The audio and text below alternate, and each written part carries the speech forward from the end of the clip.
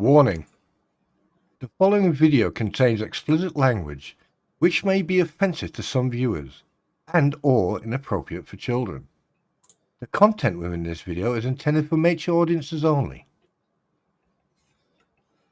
Thank you for listening.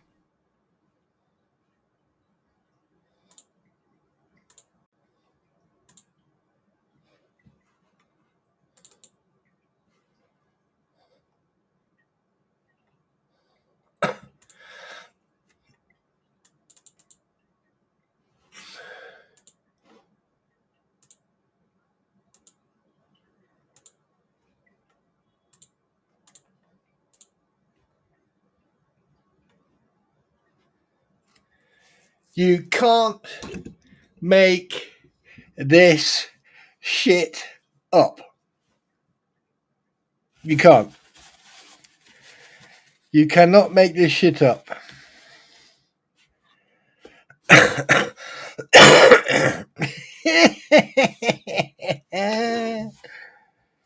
Oh shit. Do you know what? Bruce P. Matskin, if you were, do you know the best part of you ran down your fucking mum's leg when she farted after she gave fucking anal? Do you know that? And do you know why? You want to go on Facebook and behave like a fucking 2-year-old and throw your fucking, you, sir, are a fucking idiot. And you know what? I am now going to take it personally. I am now going to contact the Connecticut board. I'm going to and also going to contact the Florida committee board, and I'm also going to contact the Massachusetts one, and I'm also going to be digging on Scott Stark as well.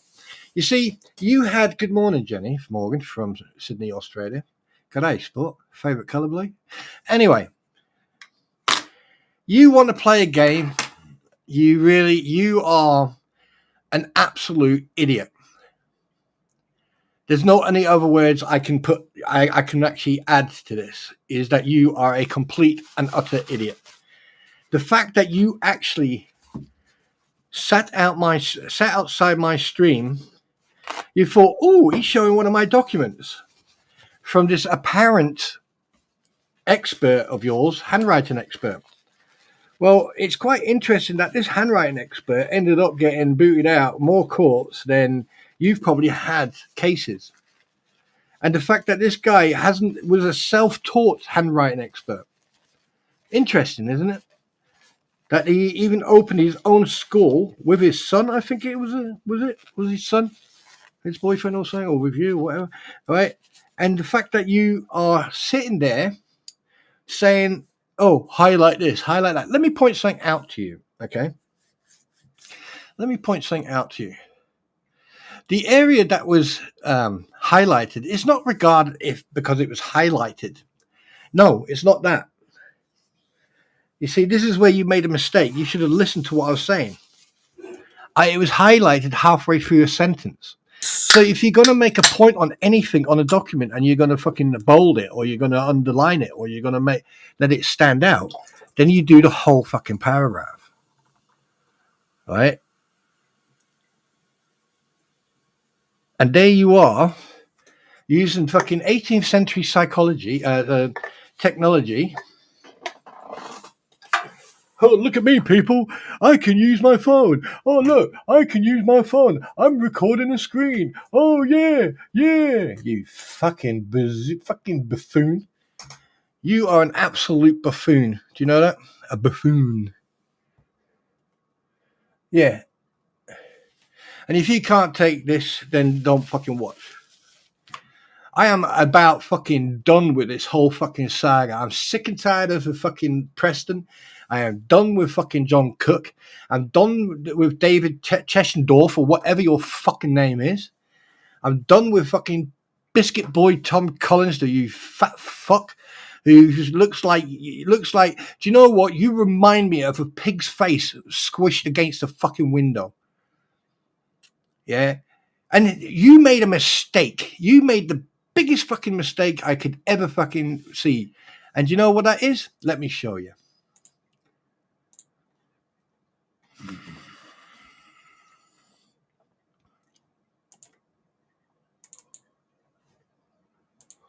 Let me show you. No, it's not that one. Is it that one? Is it that one? No, it's not that one. That one? Oh, excuse me. It's this one here. Here's an interesting thing for you. Here's this here.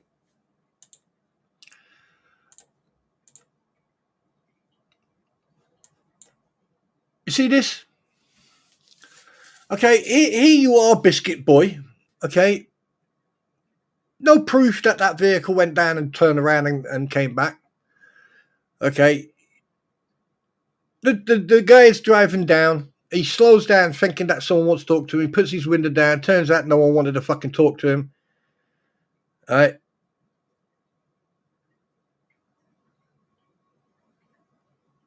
I don't care, Lisa. All right. And the fact that, like, you know, you got someone cut. Now watch. Just watch. And I don't know if you can hear it, but I don't give a fuck, really. All right. You see this car here? Yeah. All right. He's recording this. Yeah. Enjoy this. This is a very interesting comment.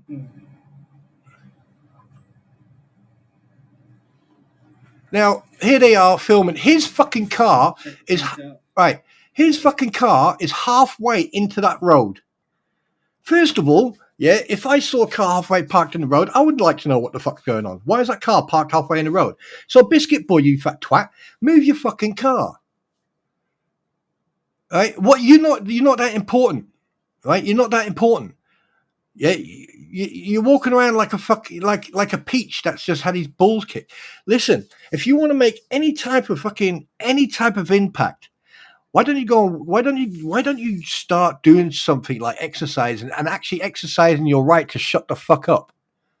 Because the thing is, this here proves categorically, not just this, but what's about to be said. I don't know if you can hear it, but if you can't, tell me and I'll fucking repeat it for you. Bunch of fucking. Do you know what? You look. The guy's put his windows down. You're hiding the fact he's in that car, right? Okay. The car is about here, and I'm sure. Let's take it back. I'm sure that person, right, put their hand out and waved.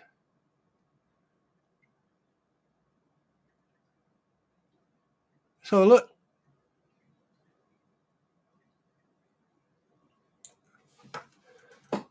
That's a woman. No, it's not. It's a young. Actual fact. Hang on a minute.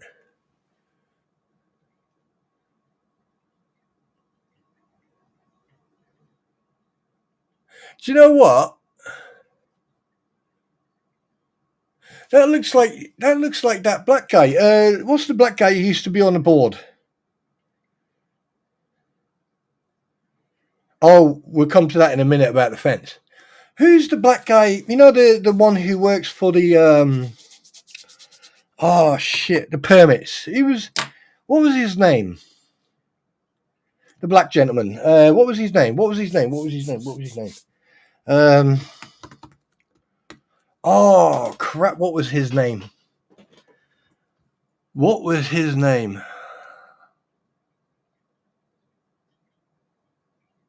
Do you know, I can't remember his name. But anyway, we do know that today's the day where Bruce is going to learn his fucking keep. And he's going to fail abysmally, right? Because one thing I know for a fact is that he even tries the shit he's done with other women, with George. Yeah, I don't think Socket's going to allow that. Anyway, but here, look at this picture here, all right? Yeah.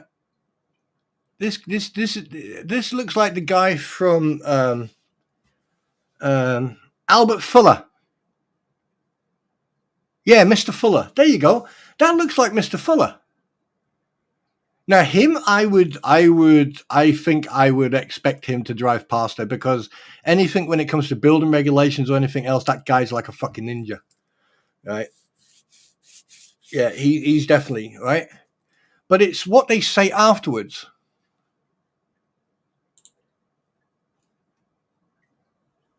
down that way.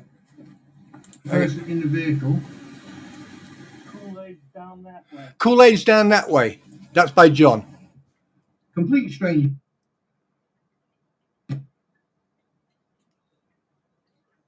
Right? But did you notice? Film the plate. Hang on a minute. Did you notice that? Watch again. Watch. Watch again.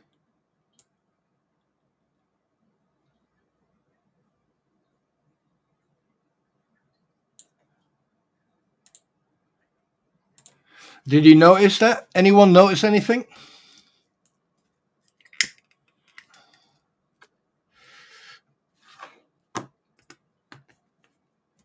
Anyone notice anything? Oh, shit. Anything?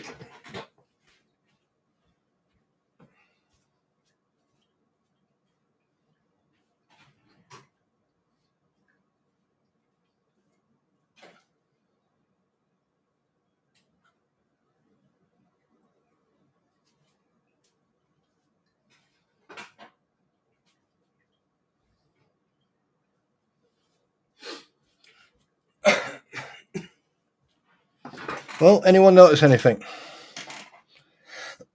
Anyone know? Right, watch the scene again. Watch this again. And again. And again.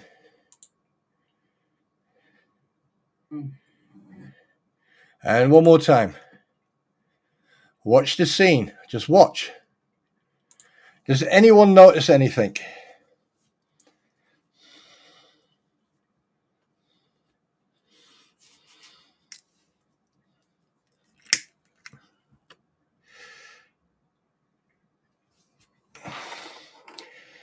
If you've noticed anything, type it in. Let's see if you pay attention. Because these are the small things that people sometimes miss.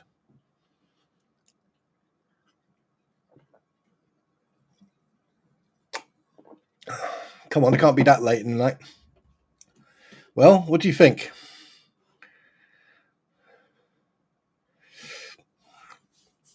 Hi, Peter, Tracy, Sienna. What do you think? Has anyone noticed anything? Because I'm not going to point it out to you. No, Sienna. Yeah, he's videotaping. He's videotaping. That doesn't matter. What I'm trying to point out is a couple of things. Watch the video, and I'll show you again. Watch the video. Watch it. Watch it. Creeping went down there. Bang. All right. Watch it again.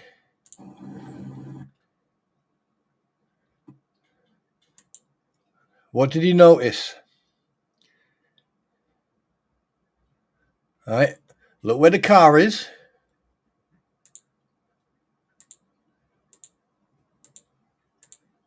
Look where the car is. Okay. 1 second, 2 seconds, 3 seconds, 4, 5, 6 seconds, 7 seconds, 8 seconds. 8 seconds and it is already 100 meters away.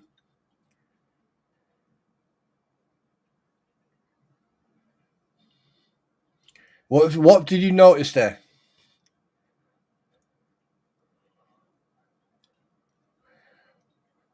Come on, guys. Come on. I'm not the only one who's noticed it. No. Look at the video. Right. You're right. Watch this car. Watch this car. Right. You see the car there? You see the car right there. Yeah. You see the shadow of the car? Do you see the shadow of the car? You see it? Right.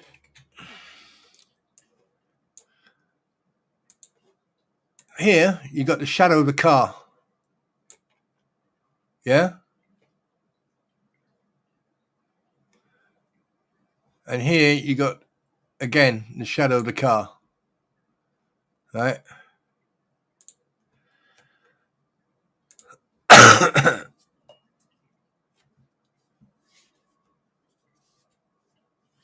Right. Basically, the video has been edited. And you are looking at approximately 10 seconds from that. It's not going to take 10 seconds for that car to get from here to there. For 10 seconds, it'll probably got about here, about there, not down there. All right.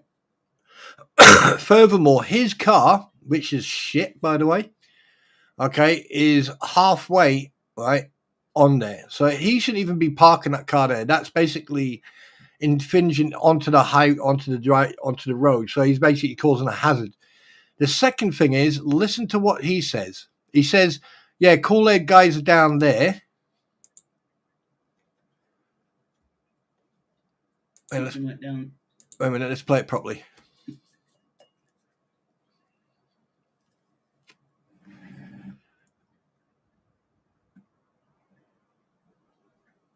Yeah, the fucking. Played on film, but he didn't say anything. So now the thing is, I'm going to put this up as a video. This is going into my video because I've got a little fucking statement to make for this thing here. Okay, it's because at the end of the day, right? One, it's a public road, right? And two, if you are starting to film people's tags, okay, as you know, as a normal citizen, that makes me suspicious of your intentions. Okay, now Thomas Collins, you need to be very careful what you do, because you're going into a realm where people, if they feel threatened, they will defend themselves. And you're not that big of a guy. Well, you are big in circumference. I mean, shit, your belt size is probably called equator. But here's the thing. You, right, have made so many fucking mistakes filming people's tags, harassing people, and God knows what else, and also being part of a hate campaign against one individual. You know, so yeah. And also invasion of privacy, because the property that you filmed, right, was not your property. And the fact that you had someone walk up to the property's boundaries to test the security on it, right, tells me that your intentions are not as honourable as you make out to be. Yeah, you're just an absolute waste of space. And the fact that you have now jumped on a bandwagon with little Doocy Boocy, who who last night, by the way, you want to see what about a fucking fence? All right, here's a little bit about a fence. Now that line, yeah, goes from that last one to up here, because up here, this is the edge of these panels here, because this is here is the panel, right? If you see the nails go there, that's the sidebar, yeah. All right. Now they use one bag per hole. All right, and look at that. Look. By the way, this car here that belonged to someone, right? They had black tape over their registration, their plates, front and back. Why would you hide your plates? But it's okay for you, for you to film other people's plates. So one rule for one and a different rule for anyone else, eh? You absolute. And just so you think that I'm full of it. There you go. One bag, two bag, three bag, four. One bag, two bag. Yeah. So you got 1, 2, 3, 4, 5 bags.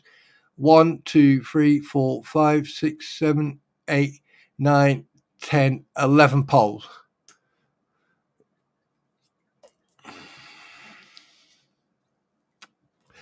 You guys are absolute idiots. You are idiots. That's what you are. You're just idiots. And then you've got, and the thing is now, I mean, if you want to get personal, right? Let's get personal. Last night, Bruce thought he was clever, which is actually quite funny. He thinks he's clever, you know. Oh yeah, and by the way, now he's changed where he's from now. Now he's from Waterbury. Well, oh well. And he put up a post on Facebook last night. Now, this is a professional lawyer. Okay. And the thing is, I am getting so sick and tired of repeating myself and saying the same thing over and over and over and over and over and over. Sorry, the record's got a scratch. And over and over. Is that it's coming to a point now where I do think that he's got mental health issues. I do actually believe that he's got mental health issues.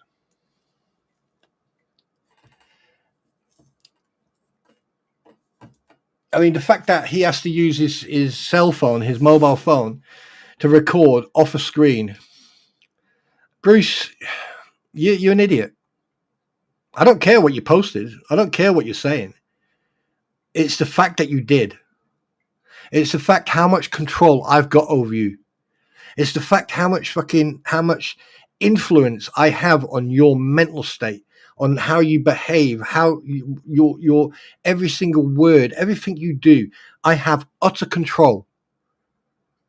And I have done from day one with you.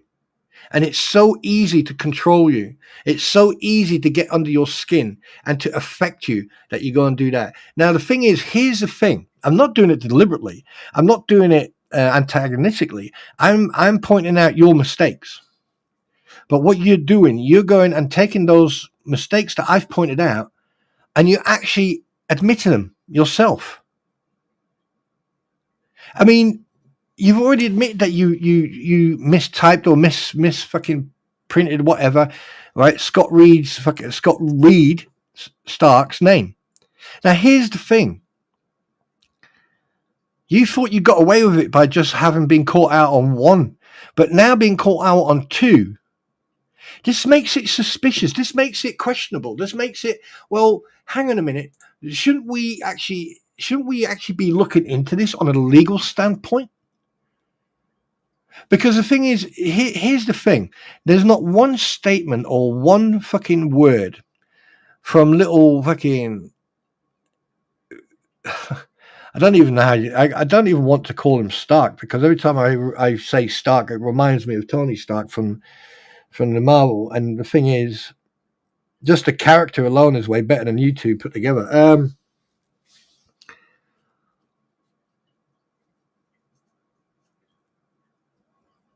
It's like you guys are clutching. You need anything that's new, or anything that I say, or Tug or Megan or anyone else says, right? It's like, oh yeah, you have to jump on that because that's the only way you're going to get clout. Now, I get it. I understand. Yeah, you're lonely. You know, you got your new catalog bride there, and you know she's working 2 jobs, and you know, I mean, like from some of the pictures that I've been seeing, is that she's aging very quickly. You know, only a couple of months ago, she looked like a 28-year-old. Now she looks like a 58-year-old. I mean, you know, what are you doing? I mean, God, Jesus, I thought you're not a human being, man. You're not a human being. And you're a coward as well. You're a coward. That's for sure. You call me a coward. But would a coward come toe-to-toe with you if he had any ability to do so? Would a coward offer you 3 rounds in a boxing ring? Would a coward turn around and say, do you know what, let's deal with this like men? But the thing is, at the end of the day, I'm not going to lower myself to your level because you're just a pun life. And the fact that the way you've been behaving, I doubt very much you're going to have your license soon or any longer. And if you are going to do these depositions today, and you are the one doing them, I don't think they're going to last long.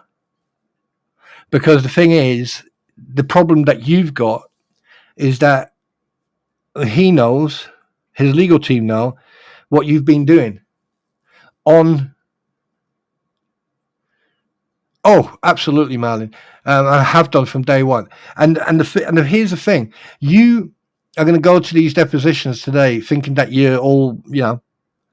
But I can tell you one thing now: what you're doing, you're jumping into a pool full of great white sharks with a cut on your foot, and you don't realize it. And you have done from day one. The moment you opened your big nose-killed nose arse mouth, The minute you went on that platform with the fleas, the minute you lied about the GoFundMe, the minute you opened your mouth a few months back, the day that you enticed and made Sarah Michelle giving her a false sense of security, and the thing that you lied to her as well. Now, at the beginning, I didn't like Sarah Michelle. I'll be honest with you, I did not like her. I researched her. I'd done everything I could to research her, and I did mention her a couple of times in posts of mine because of her behavior. But here's the thing. I know when I made a mistake, but also something else. One thing I do is I go back and I reread what I wrote. And I noticed that what I was responding to is her actions because of the involvement of you. Don't you find that interesting? That every time that I mentioned Shara, that you were part of that story. The fact that when you, Shara, and someone else was on a podcast or a live stream, the amount of times you fucking closed Shara down and fucking spoke over her. And what you don't realize is that you fucking came in soliciting all this. She'd already been here. Now, yeah, am I going to apologize for mentioning Shara in my posts and everything else in the past? No. I'm not going to apologize for anything I've said or posted, because what I've said and posted is the truth and it's factual. And at some point, she will forgive me. But at the end of the day, what I've seen her do in the last couple of weeks, and this includes Slug, what I've seen them two do has more character than you will ever have in your life. Maybe that is why you ended up getting divorced. Maybe that is why you had to adopt children. Maybe that's why you had to marry someone from a different fucking country. Because the thing is, your reputation precedes you. Now, when you go to a foreign country, people won't know you. And that's why you ended up as a general manager for an Armenian fucking basketball team. Well, you didn't do well there, did you? Right? I've done my checks on you in Armenia. I've got contacts in the British consulate. I've done my checks on you, sunshine. You're not that big as you think you are, do you? Eh?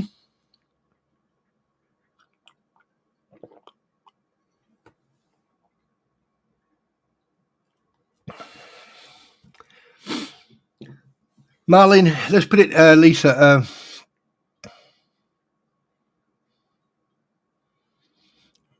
Wait a minute. Well, you posed the question last night. I've asked before, Lynette in Germany, what did she get up to? Well, let me put it this way. Who gives a fuck? Who gives a shit? Because when you let me tell you something right now. With Americans, when they are fucking deployed in anywhere in the world, no disrespect, but American troops, they think they own the fucking world. They think they own the planet. And some of the American troops found out very quickly you don't fuck with British troops when you go out for a drink. We will destroy you. Ask any fucking American soldier who's ended up fighting a Brit, and they'll tell you, yeah, you don't fuck with them. Right? Dependents, wives. You've got your commissary. You've got your PX, your BX. You've got places where you can get cheap, and then you've got the town. So you go and exchange your dollars into Deutschmark or into Euro. In them days, when she was there, it was probably Deutschmark. 100 Deutschmark, 200 Deutschmark would have got you a lot of stuff. The dollar, I think the dollar was $3 to a Deutschmark or something similar to that. So if she lived over there in the 80s or 90s, if it was the 80s, then yeah, I mean it was Deutschmark. Yeah, I think it was just around the end of the 80s, turn of the 90s, where it went from Deutschmark to Euro. Yeah. So yeah, her living in Germany, I mean, like from the amount of husbands that she's had, right? From the amount of husbands that she's had and the amount of surnames she's had, she's probably spread her legs more than a train station did. But then again, that's just speculation. But it's not about her today. It's about fucking who apparently likes to throw around the race card. Yeah. He likes to make accusations about people being anti-Semitic, which is absolutely against the fucking. That's so untrue. It's unbelievable. It doesn't matter what ideology you follow, what race you are, what skin color you are. It's about your behavior, right? And here's the thing, Bruce. Your behavior is disgusting to say the least. Despicable, to mention a few. Now, I've put up with a lot of shit from people over the last couple of days. You know, I've been accused of being a liar, or I could be lying to people. Fucking everything really. And you know what? I don't give a fuck about anyone's opinion except two. There's only two people I give a fuck about. Right? And let me assure you, let me make something absolutely crystal fucking clear.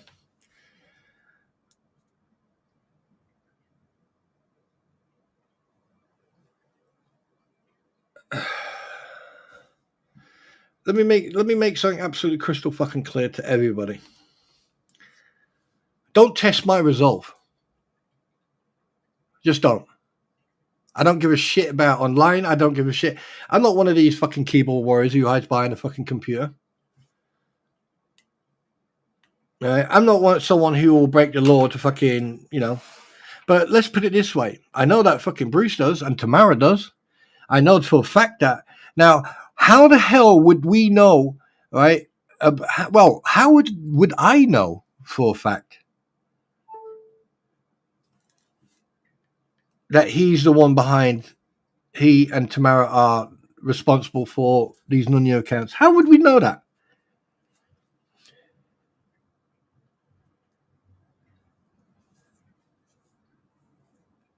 How would we know that? Explain that to me. How? How would I know?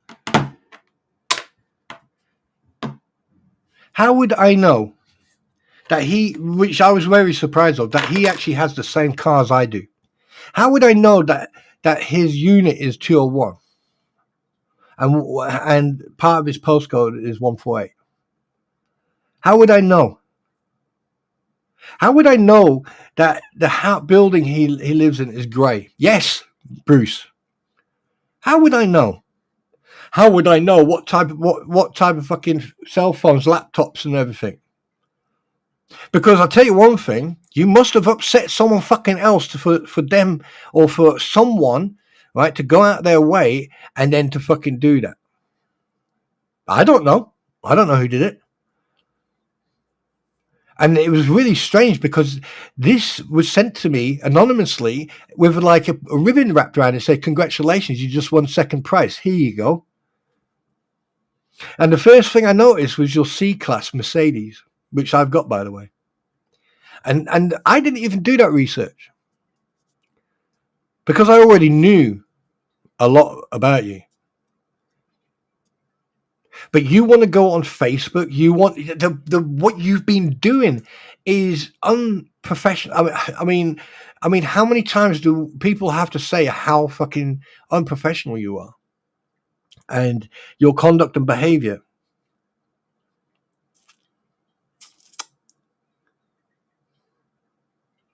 And I say, what time is it now? What time is it? Right now, it's coming up to 4 o'clock in the morning on the East Coast. Yeah, 4 o'clock in the morning. So you're laying there in your bed.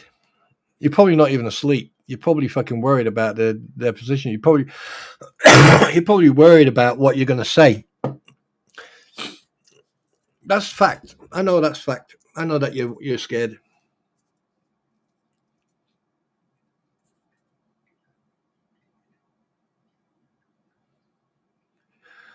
Yeah. And here's the thing as well. Yeah. Before you or anyone else think it's anything to do with your religion, your race, color, whatever. No, it's got to do with one thing. You're just a fucking idiot.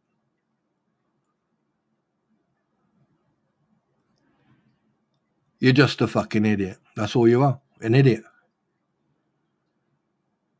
The fact that you are still practicing law, and I haven't even started with those 2 fat chicks yet. And by the time I'm finished with all of you, yeah, you're going to be picking up the pieces, because at the end of the day, people need to know the truth. Let's put it this way. You think you're clever. You think you're good with words. You think you can convince people. But one thing all you've done for me, right, is attract me to your stupidity, right? And the reason you've attracted me to stupidity is because of the post you put on Facebook last night. And I, for God, hope someone has taken a screenshot of that, because I'm not. I don't need to. Actual fact, let's have a look at it. Let's have a look. Let's have a fucking look. Okay, let's have a look. Let's have a look at your fucking... Let's have a look. No, let's do it this way. Let's take a screenshot like that. And let's go like that. Like that. And let's just darken them out. We don't need to be distracted by them.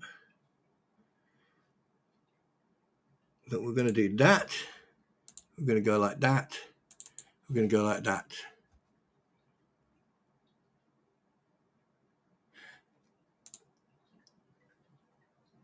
Now, try to make sense of that. Try to make sense of this. Here's your post, okay? Now, besides you being a fucking lawyer, okay, and the fact that you were the one who made the fucking mistake, right? I like the bit that you're trying to fucking, oh yeah, it's Scott R, or is it S? No. Here's the thing. I have never ever said Scott R. I have said Scott. You've said Scott S. So why did you twist it here? Are you that fucking stupid? Look, are you that fucking stupid, Bruce? Right. So I mean, there are people out there who don't have the intelligence, but you must be fucking absolutely stupid thinking that I would fucking see that and not say anything. You absolute fucking buffoon. You're a buffoon, mate. You're an idiot. You're an absolute fucking idiot.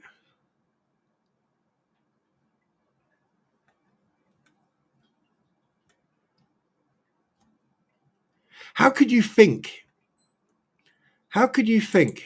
that you... How can you think that someone who's got a license to practice law tries to play this fucking, oh, look at me, Bullfire Enigma, blah, blah, exposed, oh shit, blah, blah. Yeah, I am affecting you, aren't I? Actual fact, thinking about it, reading that closer, reading that actually properly now, yeah, I am affecting you. I am actually affecting your psyche. Because I tell you one thing, what idiot would make the fucking mistake by putting S on his signature? What idiot, eh? That was the wrong one, by the way. Let's try this one. This one's better. There you go. Right? What idiot, right? What idiot, knowing full well... Now, here's the thing. I know for a fact that these 2 documents are quite separate. They're dated. They're different dates, aren't they? I know for a fact that these two documents were separate. So how the fuck can you make the same mistake?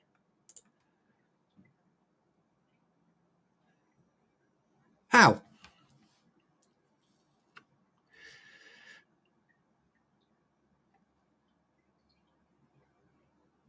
Because here's the thing. Why is it that his initials missing there? You fuck up there, but he's signed his name there. He's also fucking printed it out there. He's definitely put it down on there. Okay, so you got R there. You got fucking R there. You fucking got it wrong on this one. Okay, it's missing fucking there. And then you fucking up there. So tell me, Bruce, how can a fucking professional fucking lawyer like you go and fuck it up to such a fucking extent?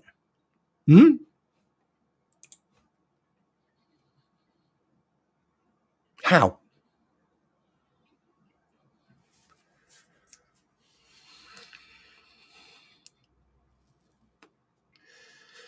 How? How are you going to fucking get out of this one? How?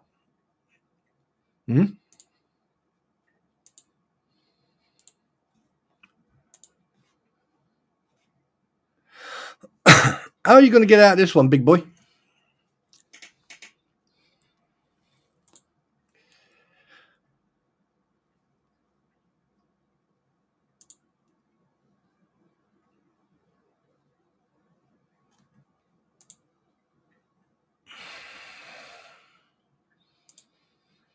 You going to explain that? How are you going to get out of this one? The amount of mistakes you've made on documents. And here's the thing. I really, with a zigger want to fucking know what other lawyers and what a court will say. Especially the legal team of Mr. Hales, when they hear and see this shit. And also, I wonder what the judge will say when it comes to the actual court case. And when people are questioning your validity and your your professionalism. I've already got Dr. Pepper.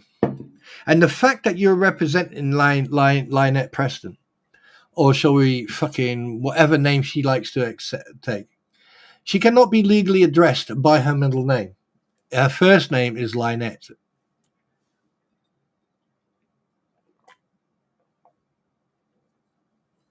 So here's the fucking thing. And I'm going to say this. This is not incitement. People should do some digging on Lynette. People should do some digging on Scott Stark, especially the people who left comments on their Facebook. People should also be doing some digging on you. Okay, for past, how can I put it?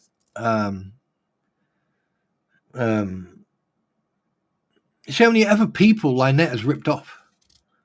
I mean, they seem to be in one hell of a hurry to leave Northport. I wonder if it would be worth trying to contact any of the former husbands if they actually want to fucking talk about that woman.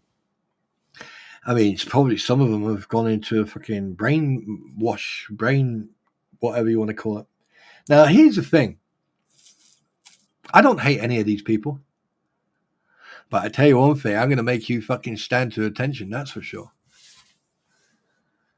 That is absolutely fucking for sure. Because the biggest mistake that you've made, Bruce, pardon me, the biggest mistake you did was that you opened your mouth.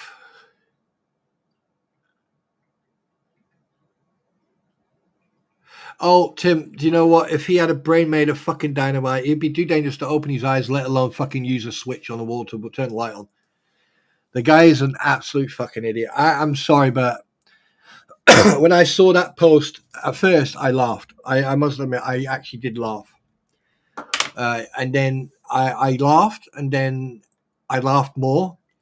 And then I looked who commented, and then I laughed more. And the fact that he has got the balls to actually fucking contradict himself, and he hasn't realized it yet that he's contradicted himself. Because if you go back to the fucking start when all this shit started with him fucking up that signature, right? I was actually pointed into that direction. I was doing some digging, and at the time I was quite busy with a certain individual, right? And when someone said, "Oh, go and have a look at this document," I went, "Oh, okay then." And I looked, and I heard him go, "Oh shit!" And I was like, "Oh right, okay." And then as soon as I paused it and I went, "Hang on a minute, that signature's wrong." And I looked at it again. I went, "Yeah, that signature's wrong." Because that signature is the original signature, but that's been fucking copy and pasted onto that. And it's got an SRS, Scott R. Stark. But underneath it said Scott S. Stark. And I went, yep, there's his fuck up. And he's not done it once, he's done it multiple times. Because from what you can see, Scott, and this is on, on behalf of Scott, because you can't put Scott down for this one. Every signature he has signed, he's signed it Scott R. Stark. He hasn't put Scott Stark down, he's put Scott R. Stark. He's put his initial down.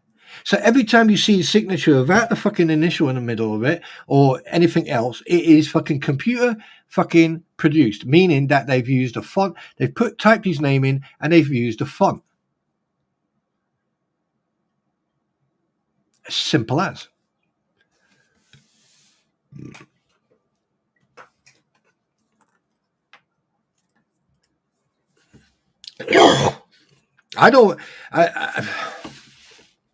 I mean, the way I see it, the way I see it is that if Randy is a switched on lawyer, if Randy, I don't care if I don't care if any of these people come in here. I don't really care, right? But here's the thing: if Randy is a switched on lawyer and he's a fucking good lawyer, right?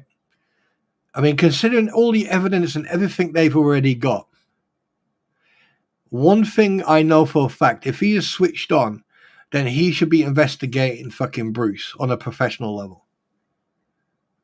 He should have already reported Bruce to the fucking committee. Because why would you fucking have you seen any other lawyer, even Stark, have you seen any other lawyer except Bruce do this? And then we all know it's a deflection. We all know, oh yeah, he's trying to take the attention off everyone else, thinking that we'll forget about Sean Martin and Scott Stark. And I wouldn't be surprised if there's someone else involved as well.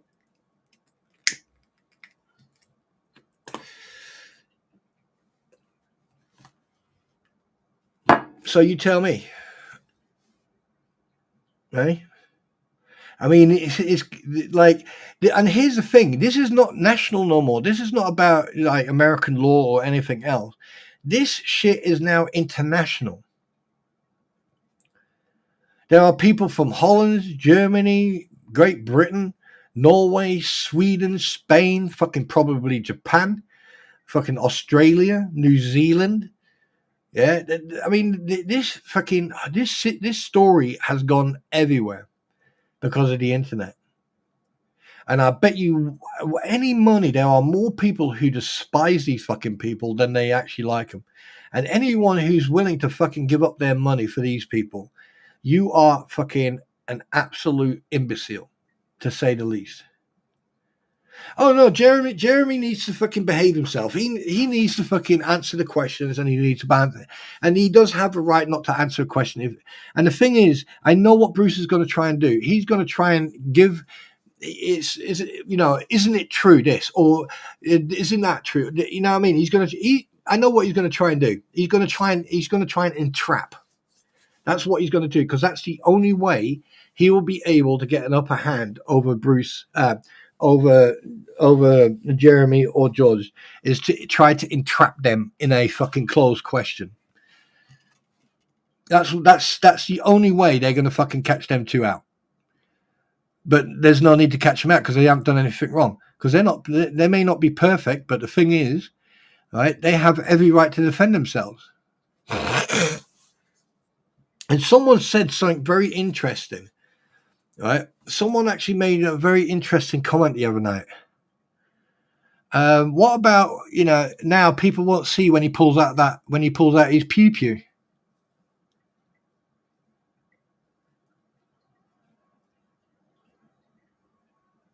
Of course I am.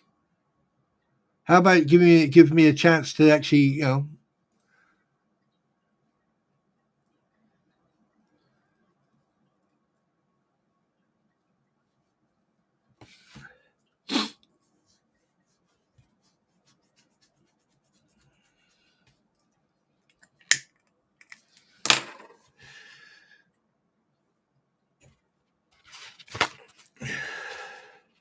right, this is just speculation. This is my own opinion, all right?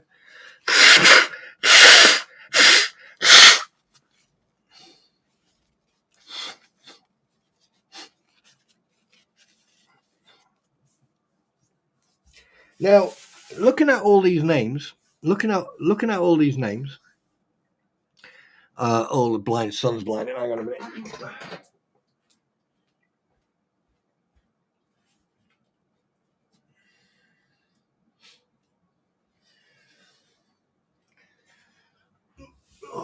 Right, looking at all these names that Lynette has used, okay, and trusting my gut instinct and my experiences from the job I used to do,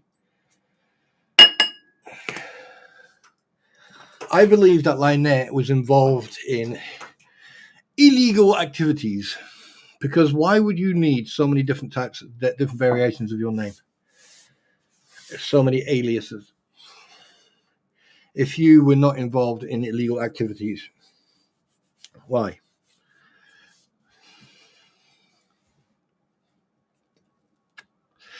I mean, if I actually made a phone call and I got the people together that I used to work with and we searched that property, besides finding interesting objects, we would find a lot of stuff. And if I really wanted to, and I made a couple of phone calls, not just over here, but over to the States, and I gave them certain fucking information, and they did some fucking digging, how much shit do you think they would uncover? Just on Lynette Preston. Just on all 39 of her aliases. Now, let me ask you a question. If I can do that, or a private detective can do that, or police can do that,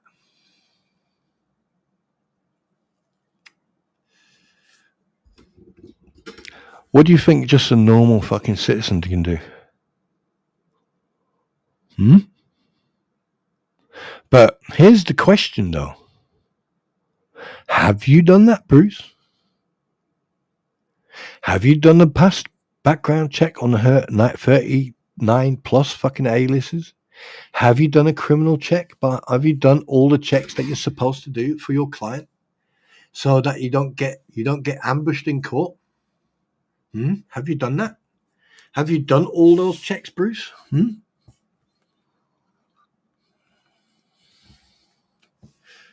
Because I tell you one thing, Sunshine. If I was dealing with that woman, and now we're just talking about Lynette, we're not talking about John. If we did some deep digging on Lynette and all these aliases, and then we did some on John, and then some on Lisa, and then some on Tori, and done a couple of more deep digs on everyone involved, including you, Bruce, and including Tamara, even your kids, every single person involved, no rules, and people did some digging on criminal activity, arrests, fines, even a fucking parking ticket. It's all public information. You just have to look for it.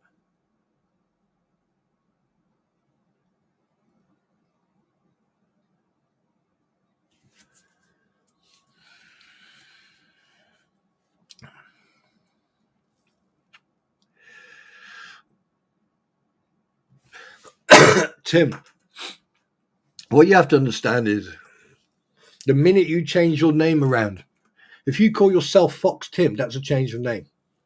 If you call yourself Tim Fox or Tim Fox Tim, that's a change of name. If you call yourself Fox, that's a change of name. You just call yourself Tim or Mr. T, that's a change of name. Every change in your actual birth name, no matter what you do, is a change, is an alias. Why do you think all these gangsters walk around calling themselves, oh, I'm Iceberg or I am T-Ice? Yeah, there's a reason for it.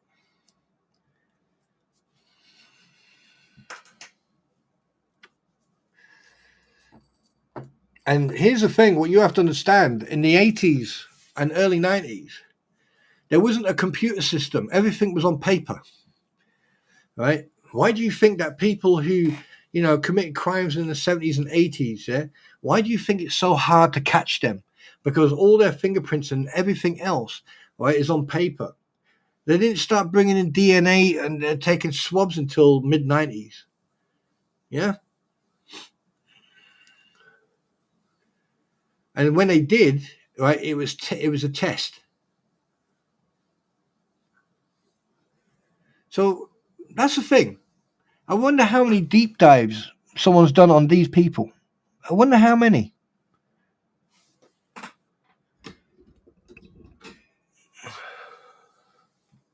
Because, yeah, I'm not going to give that one away. I'm going to wait for the right moment for that one.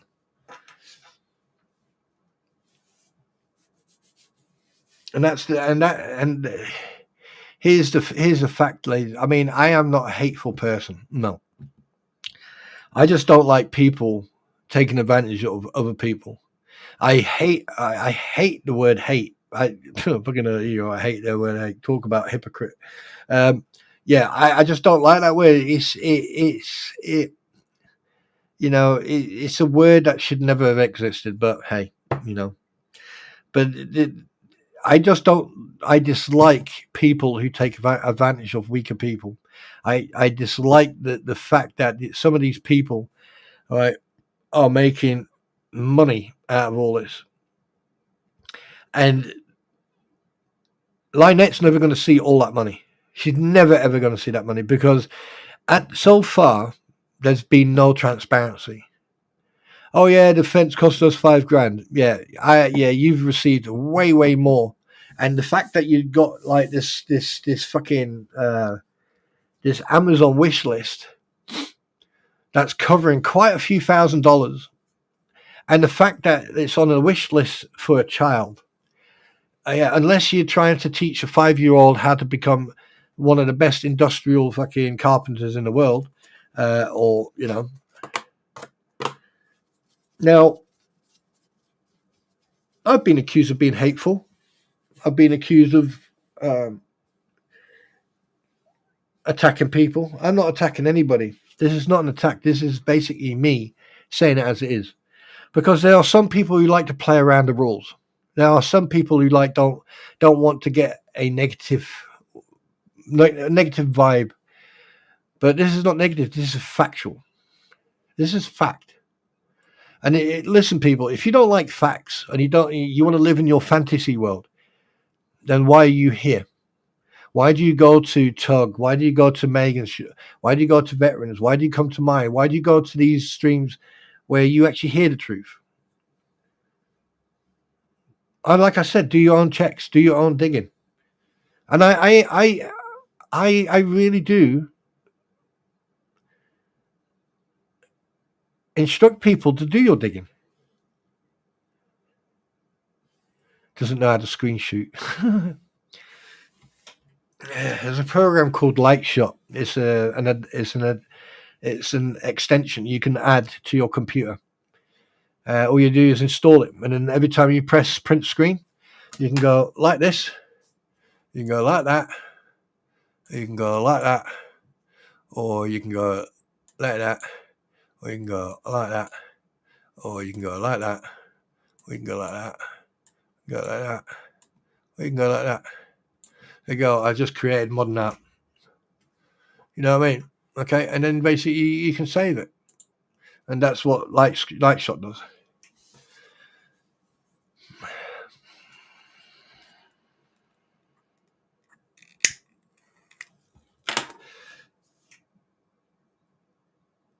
How honest? You mean honest at all? Oh, I'm very. I am as honest as a razor blade. If you want to find out, try me. I don't think to be honest with you, Paul, I don't think she's been that honest. I think she's just I think she's just saying what she wants him to hear, and he's probably asking her, "Right, tell me the truth," and she's going, "Yeah, yeah, yeah," right? Because here's the thing: you don't know what happens behind closed doors.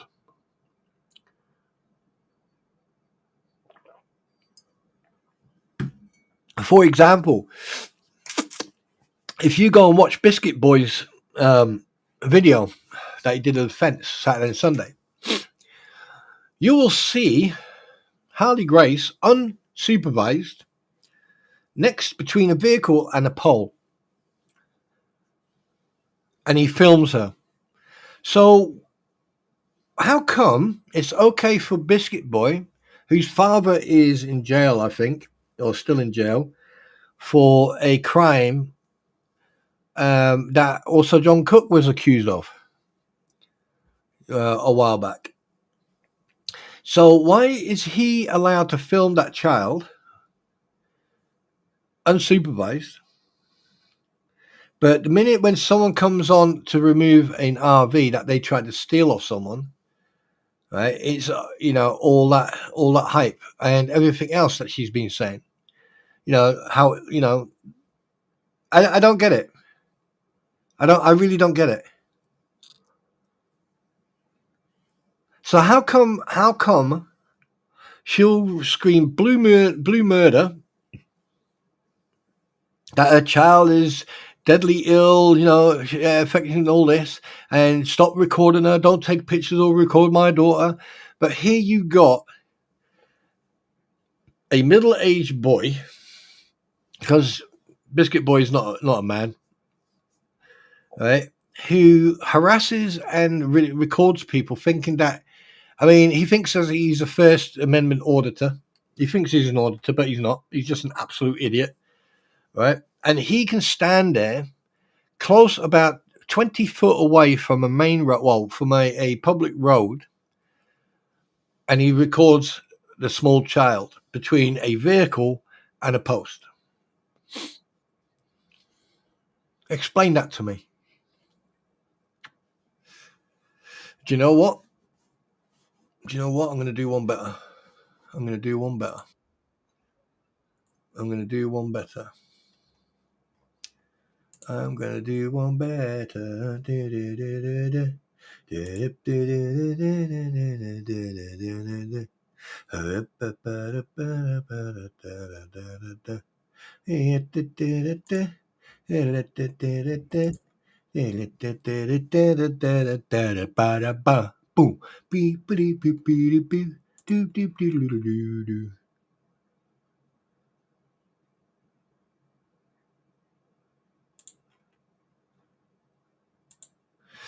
Okay, I'm going to take a screenshot of this, and you're going to see what I mean.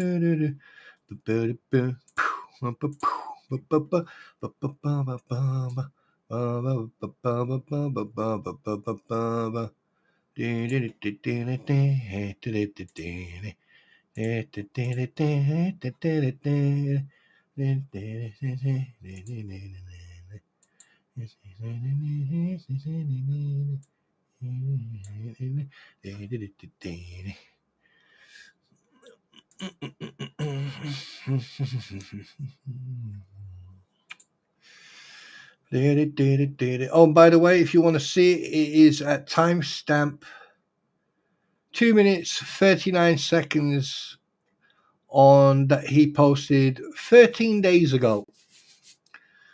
13 days ago.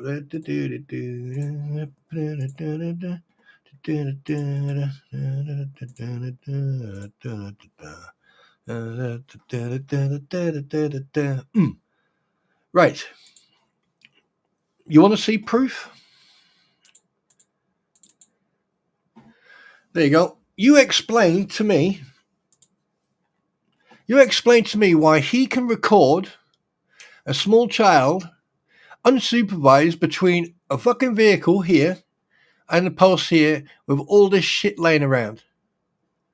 Where is Lynette screaming, "Oh, my child! Oh no, you can't! Oh no! Oh no, you'll hurt yourself! Oh no, yeah! Oh no, you'll hurt yourself! Oh no, no, no, no, no!" Right? But here, look at this bit here. Look at this bit here. Here, you've got that fucking thing open, right? You got the vehicle. No one can see her. She's that small. She can't. You won't be able to see her. Right? She's got cement in there, God knows what around. She's got all this crap here. She's right next to a fucking pole. Okay, she's in the dirt, bless her cotton socks, right? But here's the thing. Who's fucking looking after her? Who's paying her? And then you got this weirdo filming her. Yeah?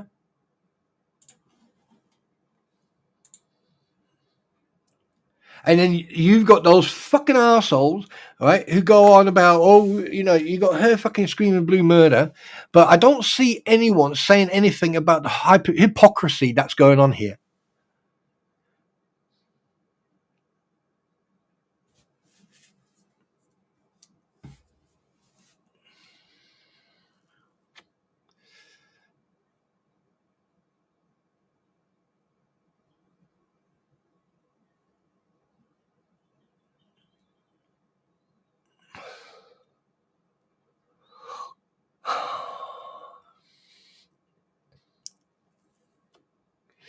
Yeah, I know.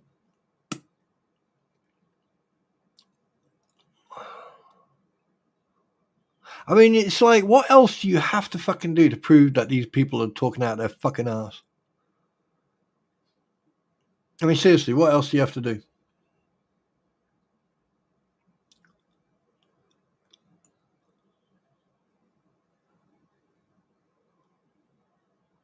I mean, you got a 5-year-old child unsupervised.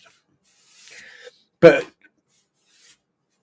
in one instance, she wanted to lock that child into a fucking camper.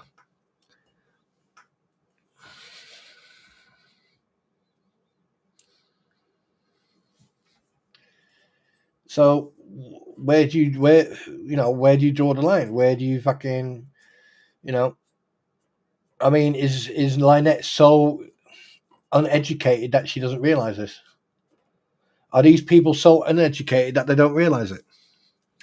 I mean, one thing for a fact, I know for a fact some of that money's not going to Lynette. Know that for a fact.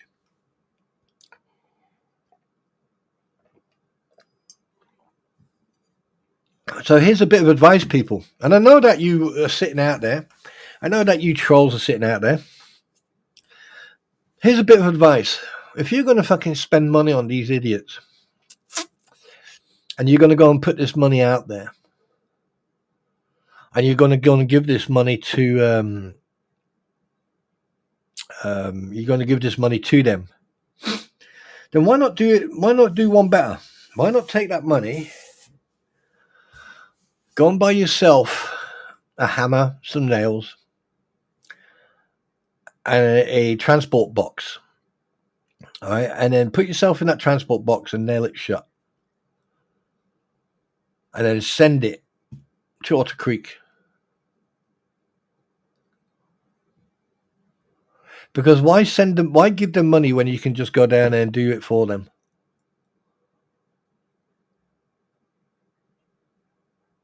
Because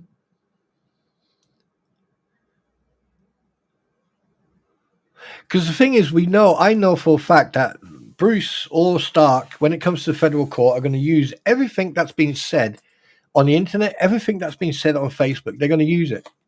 They're going to turn around and say, look, this is how these people have been treating our client. This is what they're doing to our client, blah, blah, blah. This is what they're saying. This is all this, That's exactly what's going to happen. Right? Because they're playing a game. And the only reason I notice what they're doing is because It was something that the fleas did and said. Right? What you have to understand is that anything you say online can be submissible and can be used in the court of law. Yeah? Didn't know that, did you? Let me show you something. Let's see if I can find it. Let me see if I can find it. Where is it? There you go. Where's that where's that message I got from? What is the message? Is it in here? Is there a message in here?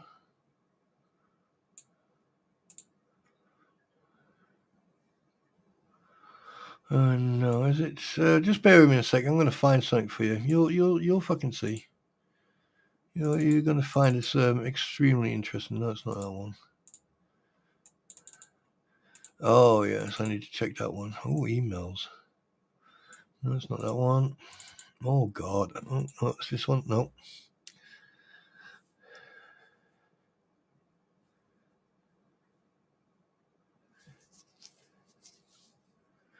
Yeah. So I'm just trying to find something. Please hold. Your call is important to me because this is going to be interesting.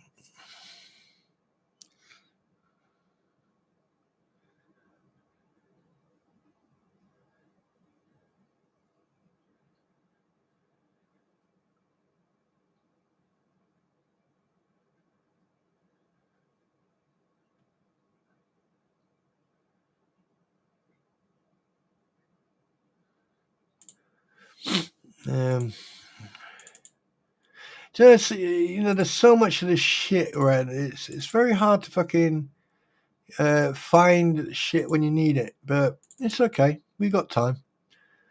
We've got time. Is it that one? No, it wasn't that one. We have time. We have time. Because one thing these fucking idiots have forgot.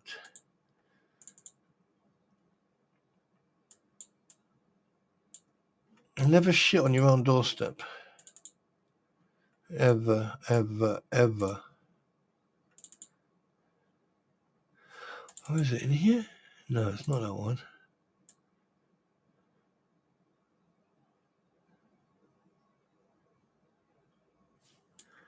Is that one? No. That one? Nope. Oh my God. Jesus, I've got so much crap. I need to.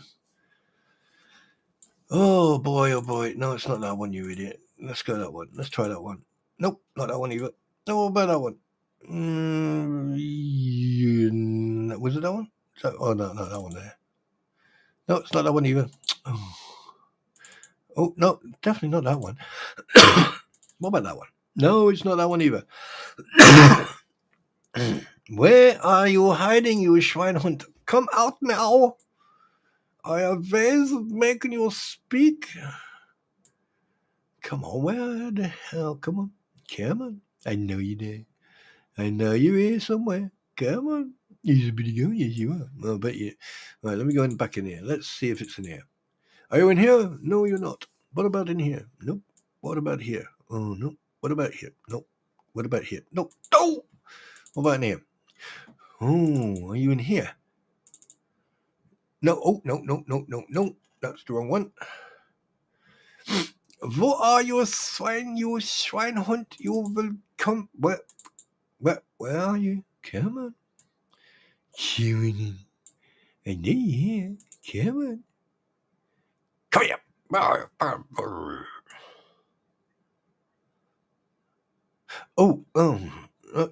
Yeah, no, no.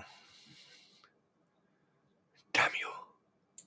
I think I've lost it. I think I've lost it. I think I've lost it. Oh, there it is. No, it's not. God damn it. Nope. I think I've lost it. I think I've lost it. I think I've lost it. Bitty. I can't believe I got all this shit. I can't believe I got all this shit. Ba-do-ba-do-ba-do-ba-do.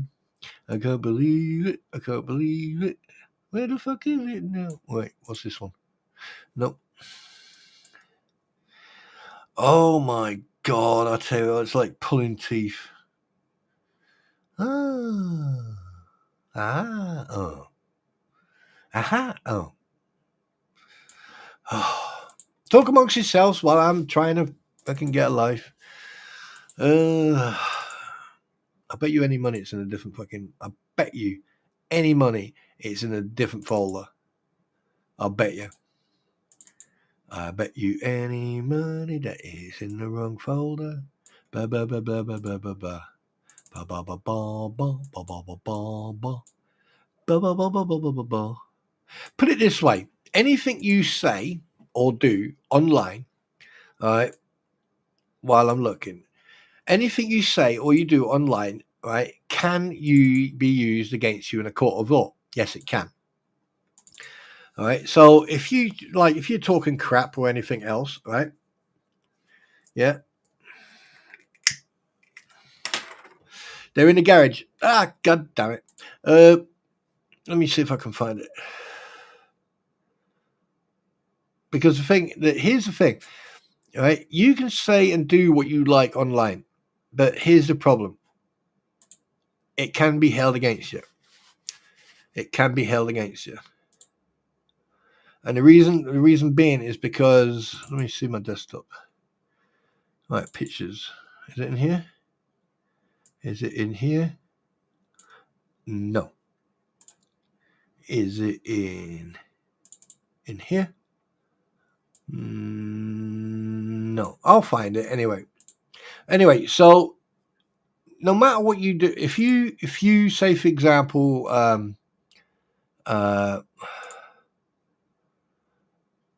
if you say something, if you type or say anything online, right, what can happen is that anything it can be used in court, but can it be used as evidence? No, but it can be used as an example. Say, for example, if you say something, all right, and it can be construed that you're talking about Lynette, say, for example, about doing rugs and stuff like that. That can be used against you in court. So everything that Bruce and anything that all these haters and everyone who jumped on the bandwagon, in Facebook, making all this shit up and everything else, all of you, everything that you said can be used in court against you and can also go against Lynette. So well done on that one.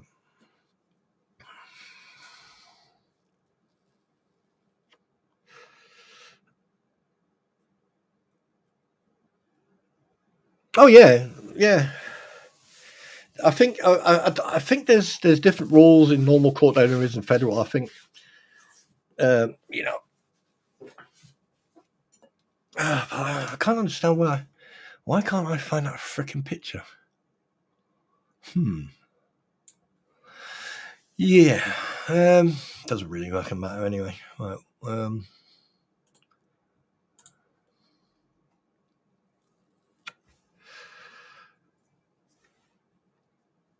oh, wait a minute.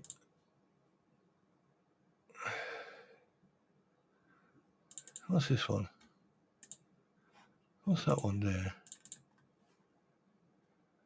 Oh yeah, that's the old one. What's this one here? Oh shit! Yeah, yeah. I remember that one. That's when he made the mistake. That's the day when he went, oh fuck shit, because he realized that he fucked up. But also the fact that I don't know if have you seen this, guys? Have you seen this one? Have you seen this? Have you seen this one? This one here? This? Are you aware of this one?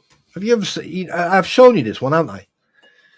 But you know what I forgot to mention? You know that they actually this everything here, all this. I did that. I redacted all that. I did that. They doxed everyone's fucking address. Everyone's. And the fact that Bruce did not do anything to... The fact that Bruce did not stop them from doing that. Right? The fact that he allowed those two idiots to post this on their platform, unredacted. The fact that they still got their fucking YouTube channel is beyond me. And this was the day. This is when I caught him in his mistake. That whole clusterfuck there, what happened that day, that was hilarious. That was. And this was the third time that he messed up. Right? So we're not talking about. We're not just talking about. What do you call it?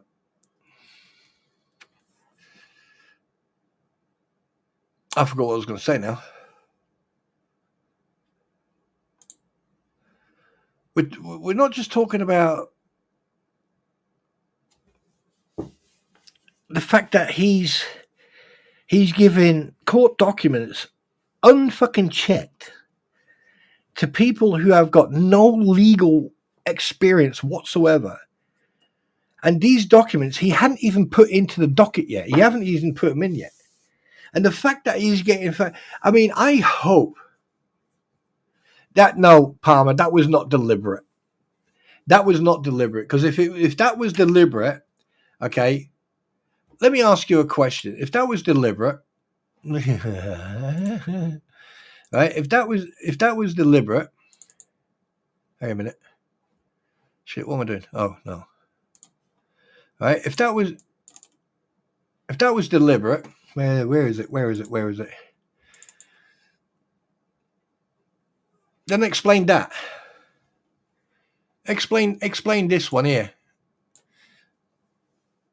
Deliberate once, probably twice. No, that was all deliberate. That was not deliberate. He's just a fucking idiot. That's all.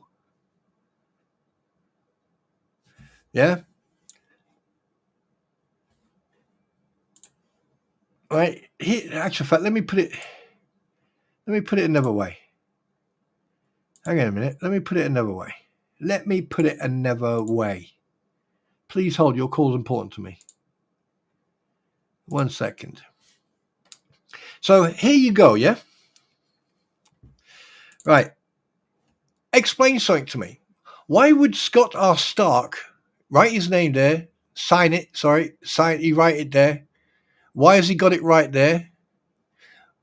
But why is it fucking wrong there? It's wrong there. And it's fucking wrong there. Where's the other one I was showing you? And it's fucking wrong there. That's not deliberate. And something else. Look at this. You see this? You see this here? Look at this.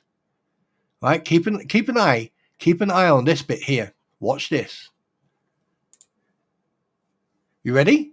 You ready?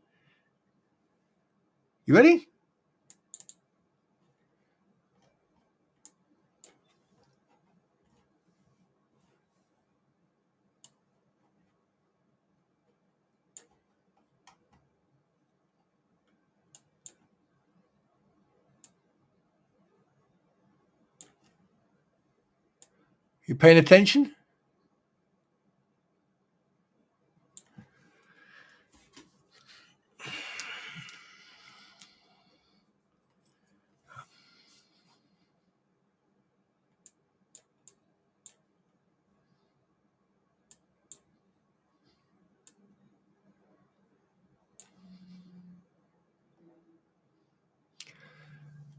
Hey?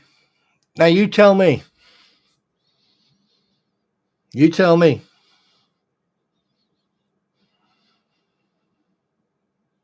Anyone else want to go for computer signature, or does anyone want to go for handwritten? Anyone want to go for handwritten, or anyone to go for computer signature? No. Look at the Scott Stark. Look at the Scott Stark, the name. Look at it. Look at the K. Look at the K here. Yeah. And look at the K there. Look at the R. Look at the K. Look at the R. Look at the A. Oops.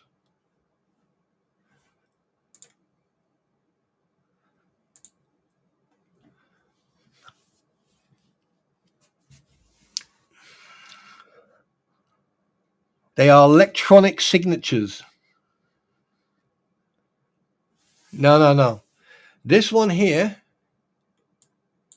This here.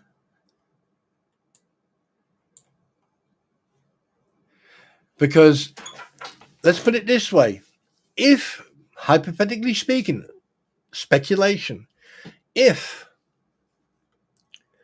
Scott Stark did not sign this or did not sign this, okay? If he did not sign this and he did not sign this, then and Bruce allegedly did, then that's document fraud. Even if Scott Stark says, yeah, go ahead and sign it for me, he can't do that. But the thing is, the reason I know that it was not fucking Bubbles, right, is because this here is his wife's handwriting and this here is his handwriting, because you can tell the difference between both handwriting, right? His wife puts more pressure on the pen than he does, right? Look at the signature. Much darker, lighter, much darker, lighter. But this, okay, look at that signature there. You ready? Look at that signature there. And look at that signature there.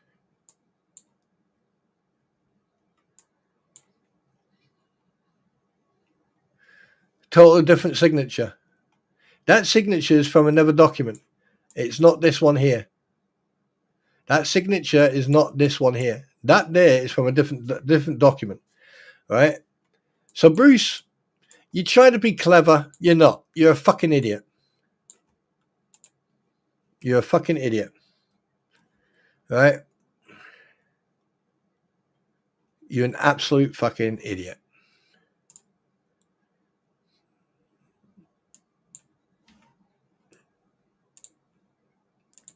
Case closed, Your Honor.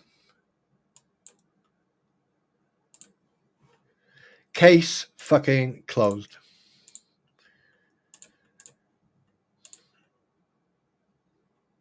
There's no speculation. There's no alleged. There's no guessing. It's fact. And that's why you made mistakes, because you were doing too much. You were doing electronic signatures. You were doing all the writing up of the documents. And then you made the fucking simplest mistakes by not paying attention to fucking Scott Stark's signature. And the only reason you fucking started noticing it and the only reason you brought it up on the platform one night is because I caught you out. Well, not just me. Someone actually pointed it out to me. I then found the fucking mistake you did. And that's when you went, oh yeah. Because if you listen to what you said, the way you said it, right, you're trying to dig, you're doing damage control. You're trying to dig yourself out of being fucked. And it's not the first time. You've made so many mistakes, Bruce. And then you've put up that fucking post on Facebook today. And the fact is, it's like, it's coming up to 5 o'clock in the morning on the East Coast. Okay, so you've got a few hours. I don't know when the deposition is, but I hope that you have a good night's sleep, because you're going to fucking need it, sunshine. You absolute buffoon. You are an idiot. The Fleas enjoyed Spawn's topic tonight. Started 19 seconds in. I didn't watch the whole thing. What do you mean? They actually started with me tonight? They actually discussed me tonight? Oh, wow. I'm impressed.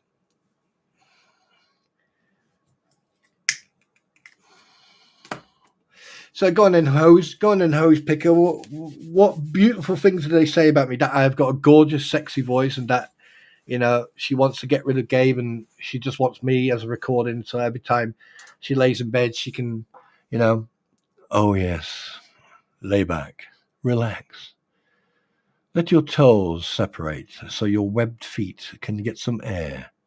Remove your stockings so your hair on your legs can grow and flourish like the jungle of the Amazon. Fucking fine fiend. I don't care. The more they talk about me, the more they leave other people alone. That's the important part. That is the important part, people. And that's what you should always remember. When they talk about me or Veteran Nation or anyone else, they're leaving other people alone. And that's the important thing.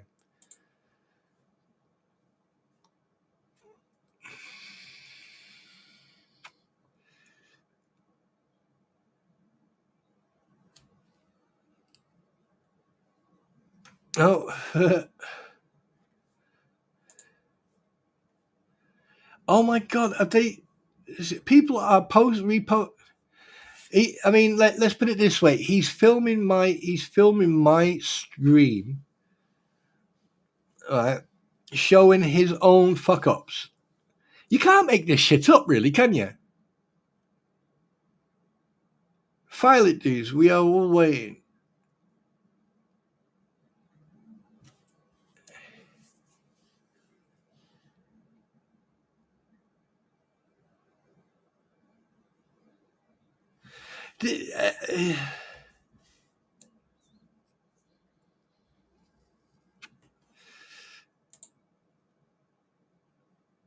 Sorry, I'm just reading. An anonymous poster has put up the Bruce's post about me showing that document, which was highlighted, which is strange. It was highlighted in the wrong, in such a fucking unpeculiar way. Why don't you all just give up? I'd like to know what Jeremy did to hurt you. I see a lot of jealousy in 3 fleas or 4 fleas. Everybody that is a flea page is not batshit is batshit crazy. I'm surprised that Bone Grudge puts up with your language like F word and G word and between and yeah, that's another thing. I mean, I thought Bone Crusher. I thought he was a Christian church going gentleman, but obviously somewhere down the line he must have forgot about that part.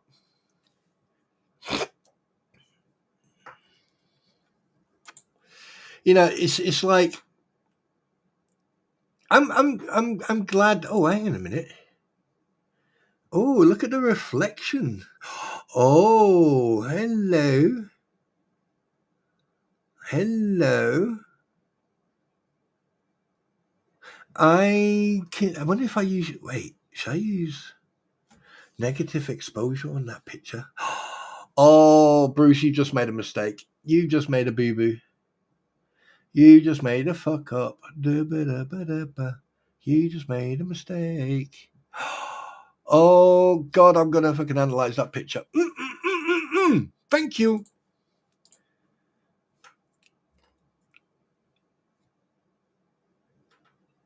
Wait, what? She wants to do what? Who wants to spank me? Who's offering fun times without even telling me? What? Wait, whoa. Who is offering me good times? Who? Who?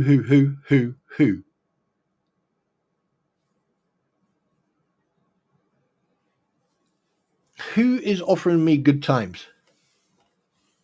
Who?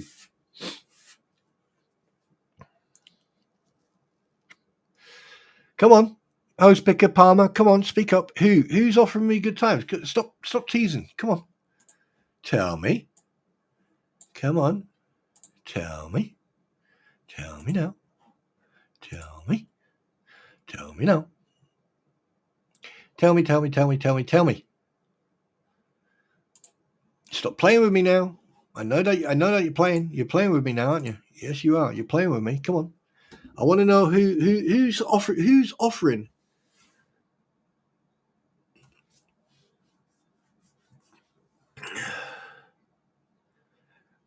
Lisa Farr? Wait, Lisa Farr's offering good. Wait, what? Oh yeah, Tim. They're going to do damage control no matter what. I mean, right now they are in so much. They know they're in trouble. I mean, the thing is, they haven't shown any type of Flea One. Oh, what does Flea One want to do?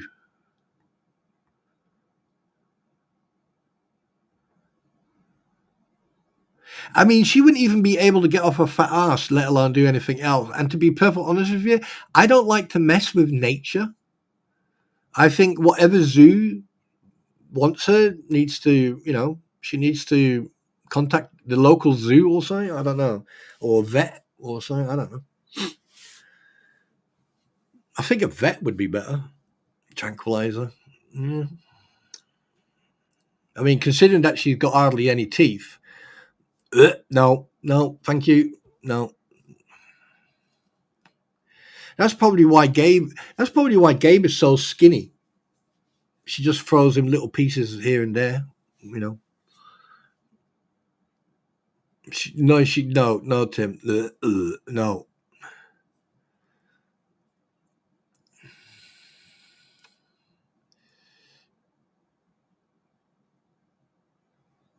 Wait a minute. Darvo, deny attack and reverse victim and offender. Yeah, I've heard that. I've heard that one before, I think. Is a reaction that perpetrators of wrongdoing may display. Yeah. Yeah. Yeah. Yeah, Star, that hits the nail on the head. No, I don't care what she wants. She wouldn't be able to hand me. No. In America, we say I wouldn't with your Kevin. I wouldn't touch her with a fucking 20-foot barge pole. That's why I feel sorry for Gabe. And here's the thing.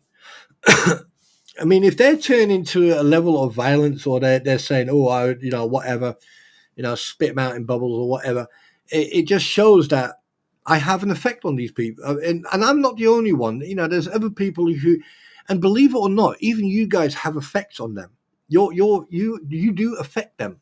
Your comments, the way you are, the way you. I mean, there's so many of you people, you nice people come in here, and you discuss this, and I have never ever seen anyone argue except, well, miscommunication once in a while, but I've never seen anyone of you argue.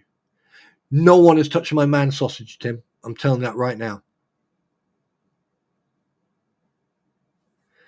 Come on, you do not want the hidden cave for your man sausage. You're sick in the head, Tim. You're sick, man. You're sick in the head. You're sick in the head, man. You're sick, man. No, no. I'm gonna change. I'm changing. I'm changing my picture now. I'm changing the picture right now. I'm changing the picture. I feel violated right now. Let me see. No. Yes, I'm changing the picture. I'm changing the picture. You've forced me to change the picture. Please hold. Please hold. No. Yeah.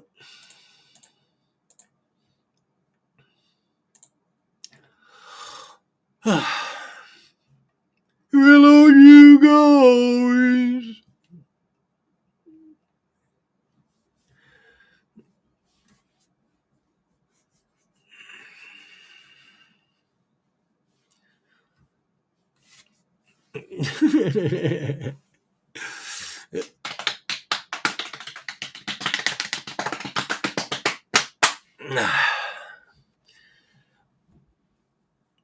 Oh God, this is too fucking. I mean, how the hell would you seriously think?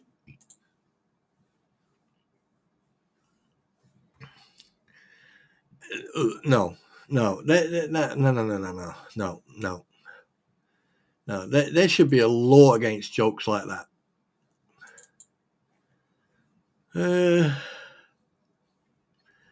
when it comes to the fleas or anything to do with them, this is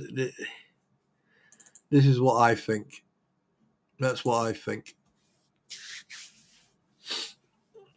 And that's what I'm sticking to. Because at the end of the day, I mean, what else do you have to prove? What else needs to be said?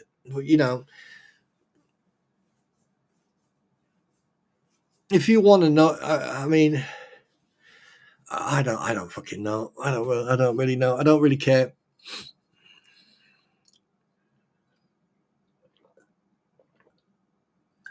And Bruce, if you're going to listen to this, here's a bit of advice.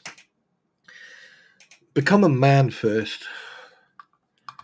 Become a real man first before you want to try to be clever. Right? You think mayday, man down. You think you're educated. You're not. And that, in fact, let me put it this way. The level of education that you've got went out of date years ago. Everything you learned between 1993 and 98 or 9, whatever, right, about law and everything else, right, went out of date. Anything you know about how to, in regards of law, you struggle with. And here's the reason why. It's because all your education and all your past and background in law has been about one thing.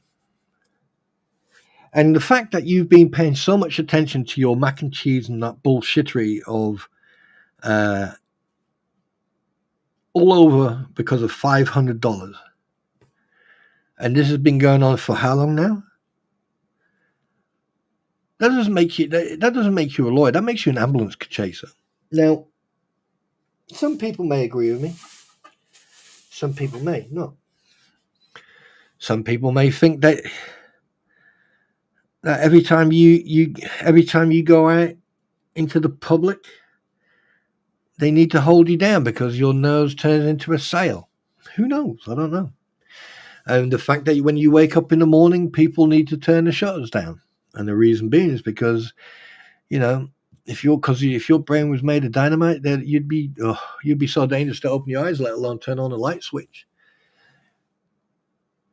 I have seen dogs more talented and educated and cleverer than you.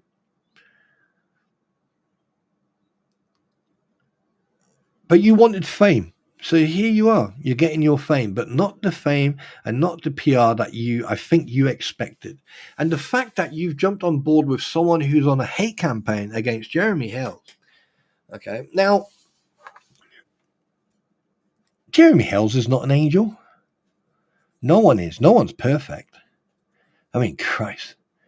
And people make mistakes. I get it.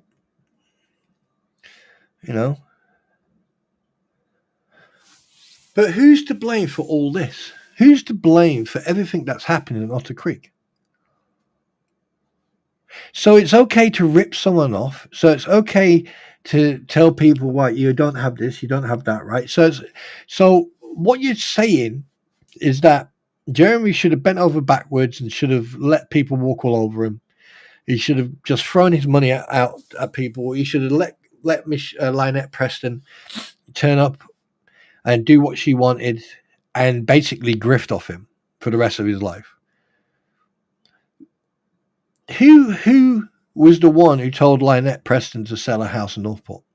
Who was the one who had that conversation with the birth mother of Harley Grace? What was the conversation like with that poor woman? Who knows the truth?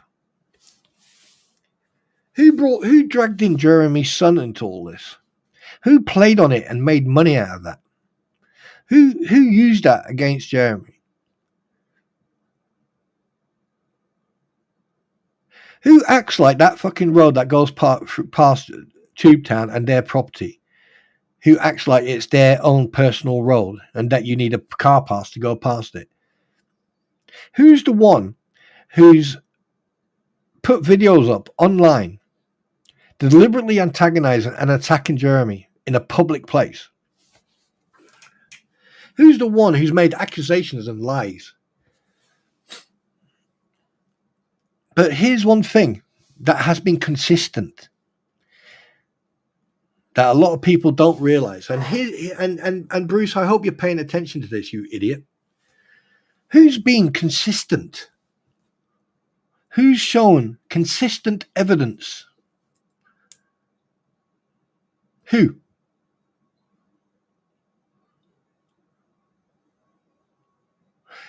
Who's shown inconsistent evidence? Who has to go around on a daily basis recording his daily life, and not just his partners as well, and they have to record everything they fucking do for transparency and accountability because of the actions of two people. Oh, actual fact, one person, to be factual.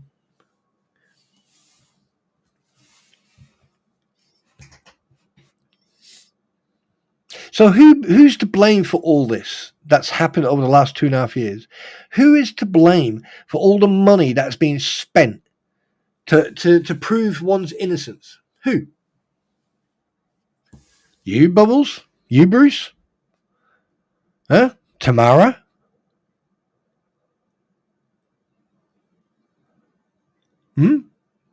Robbie? Lisa? Tori? Andrew Alvarez? Roy? Or Ray? Or whatever the fuck his name is? Who?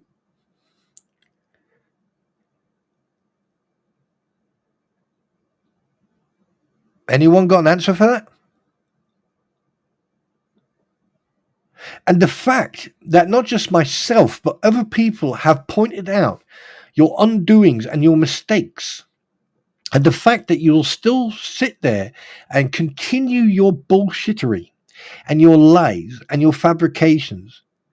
There's been no transparency whatsoever. And I know, and you know what? I am going to assume that the money that has been sent to the fleas for donations towards Lynette, I am now going to officially assume that that money is not going to Lynette, but to you and Stark. Because there's been no transparency. The fence only cost about $4,500. So everything else, right, has been spent on flags, new microphones, Jabba the Hutt's being given something. So the rest of that money is going on to pay for you, Bruce, and for Stark. That as of today, as of the 2nd of December, I presume that the monies that have been collected by those idiots has gone into your pocket. Unless you can prove categorically that it hasn't, considering that you said that you were doing this pro bono. I doubt very much that Scott Stark is doing it pro bono. So now you and those two fucking idiots need to prove categorically where all this money's gone. Because donations, right, are different than tips. If I give you a gift, a money gift, that's different. But a donation has to go to exactly that where it's donated for. And considering that you haven't received that much on your wish list,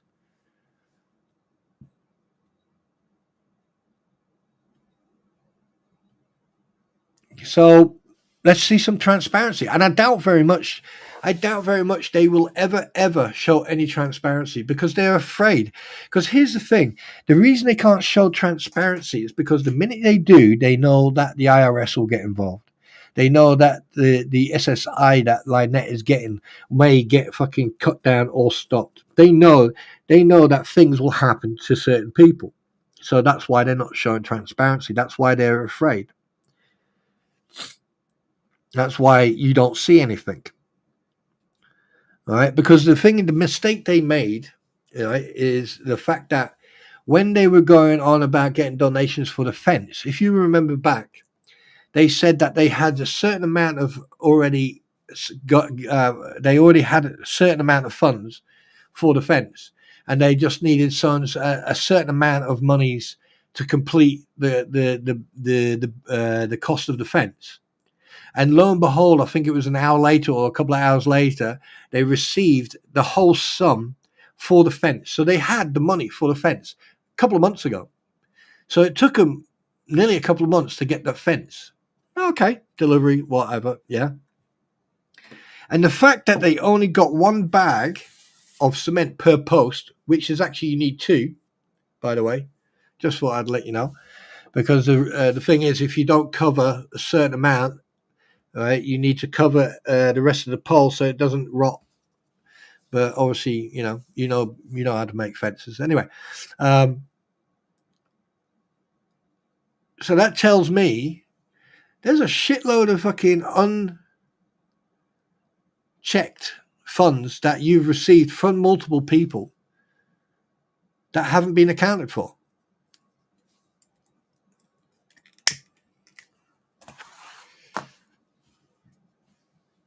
So I wonder what you're going to do about that. I mean, I wonder what you're going to do if people phone up the IRS. Or what about people who are on SSI, who are receiving government support, and they see what's going on here, and they see, and at the end of the day, if they agree or not or disagree, right? The fact of the matter is, basically, you are the what do you call the express ultra GoFundMe begging. Instead of her being on GoFundMe, right, and putting all these GoFundMes up, you've taken that GoFundMe and you've upped it.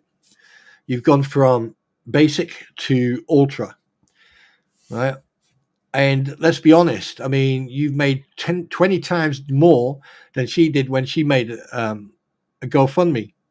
And the thing is, I find it quite interesting that you, as well as her, have used that child as a tool.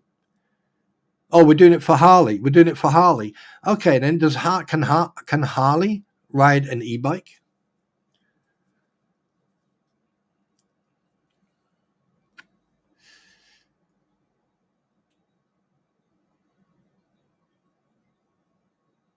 It was confirmed in Shizzy's chat Turkey Day that they have over 40k in donations.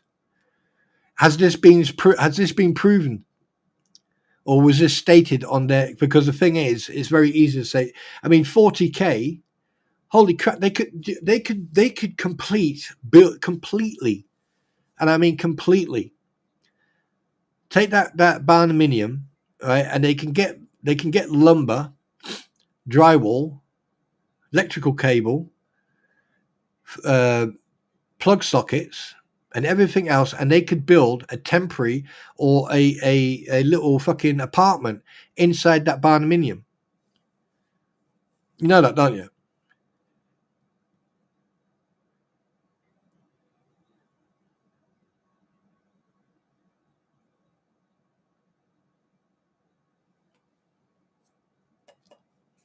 All right.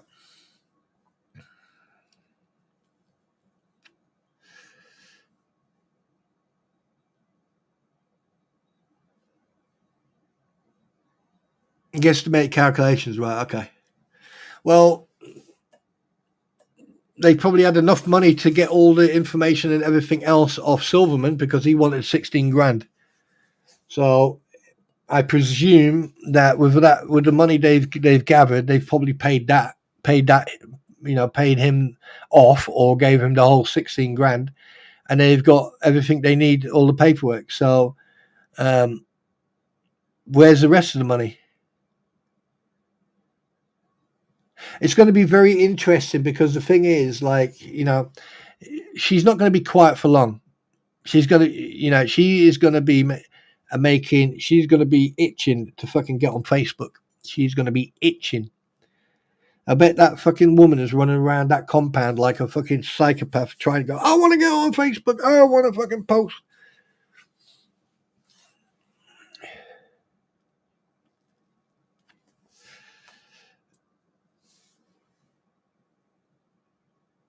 A duplex, like what you mean? Build like an apartment inside the barnuminium, Kevin?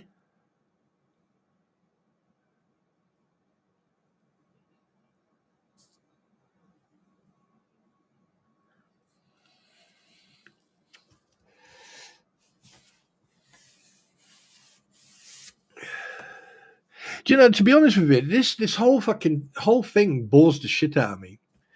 And the only reason I fucking discuss it is because every fucking time I turn on my computer or I turn on Facebook or I turn on YouTube, every fucking time there's something new. It's like they can't stop.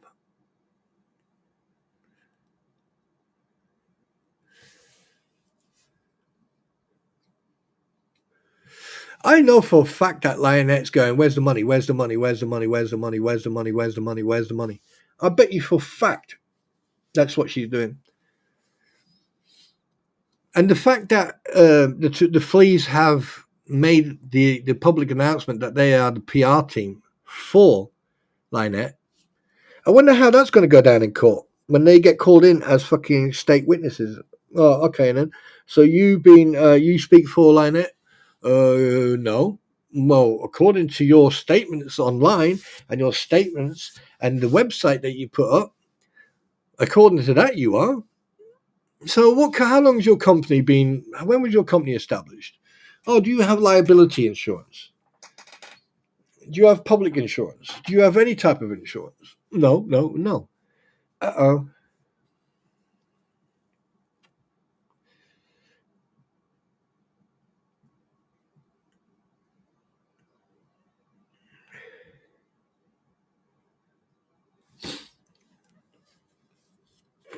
I think, to be honest with you, Palmers, I think that it's going to be after Jeremy today. I think after the deposition with Jeremy today, I think that yeah, Big Balls Bubbles is a bait. No, let's rename Bubbles. Let's call him Baby Balls Bubbles, right? Um, I think after Jeremy's today, I think he's going to realize that he's bit off more than he think. I don't think he realizes how much he thinks he knows everything. No, no. There's no way he could fucking get 2.5 years plus into his system and see everything. There's stuff that even we don't know.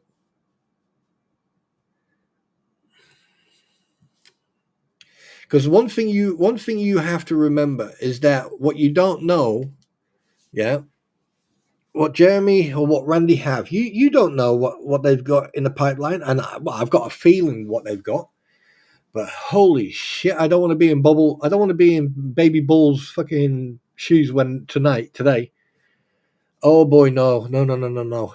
That's going to be a fucking wake up call for that idiot. That's for sure. And then later on, after he's done, he'll be going back to oh, tomorrow. They hurt my feelings. Oh, look at that. Yeah, yeah. But when it comes to here's right, here's the difference. Let's be serious for a second. Here's the difference. Lynette Preston, right? It's a legal thing between Jeremy, George, Lynette, and John. Okay, let's not forget that. Okay, that's one situation. Then you've got Robbie, Guapo, Andrew, right? In regards of the hoarded house, right? And that's why them two are involved. Then you've got fucking Flea One, who's personal hatred and personal vendetta and character assassination against Jeremy. And this has been going on for a while. Now, here's one thing you should ask yourself. What the fuck happened for her to be so fucking unadulterated hate? No matter what Jeremy says, no matter what anyone says, I think there was something personal that she wanted from Jeremy, and she didn't get it. and it was not reciprocated, or like whatever was going on. The bullshit that she came out with is bullshit. There's no way on this planet someone will be so hateful and actually make it to a point where it's become slanderous and defaming. She has gone on out of her fucking way to try to ruin this man's life.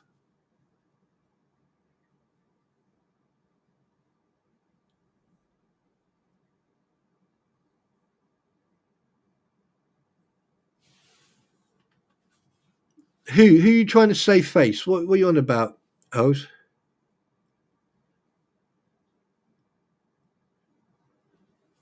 What are you on about?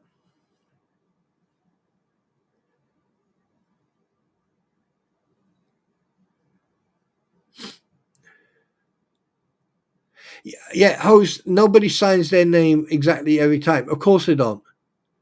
But the thing is, when you sign your name, you sign it. Irregardless if you use initials, if you use your first name, initial, then surname, or it's all three initials. It's irregardless. But the thing is, when you've got computer or electronic signatures, right, they stand out no matter what. You can do anything you like. You can try anything you like, but electronic signatures will stand out no matter what.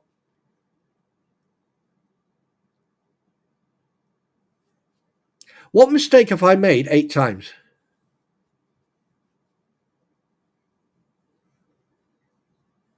What mistake have I made 8 times?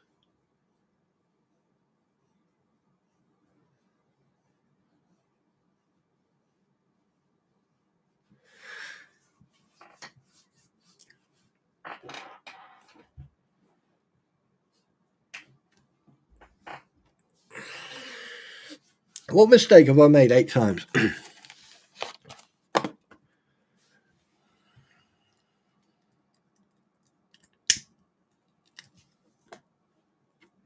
It's going to be interesting.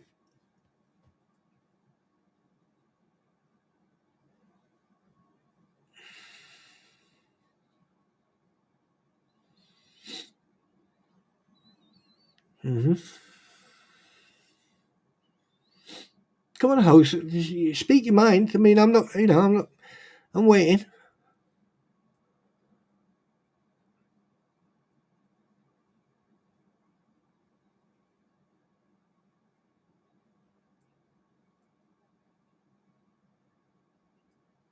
We'll wait until you're ready.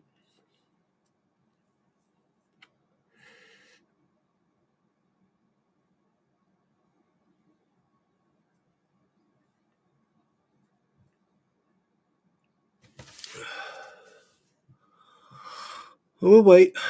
Okay, let's put a little bit of tune on here.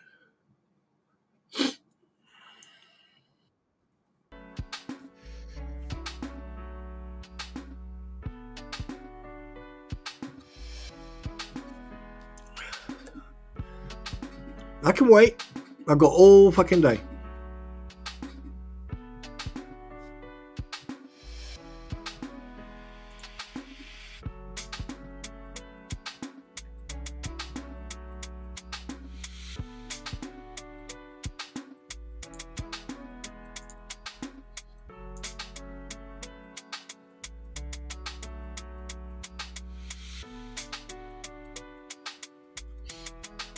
How's, are you going to respond, or you're not responding anymore? Or was that it?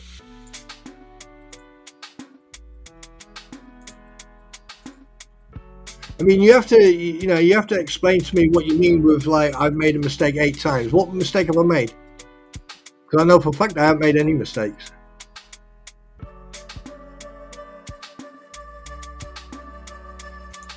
What do you mean? I'm not gonna start doing Q&A times just because you want to. At the end of the day, if you are going to sit here and you're going to start dictating to me, host, then host Vicar, I'm sorry that you feel that way, and that you've got your own battle in 4.5 hours. If you got a question, ask the question.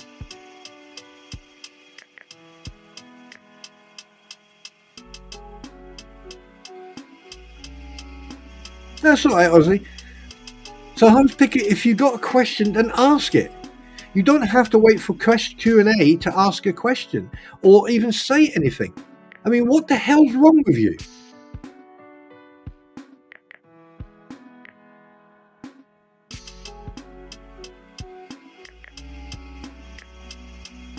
That's weird. That's strange. That is strange.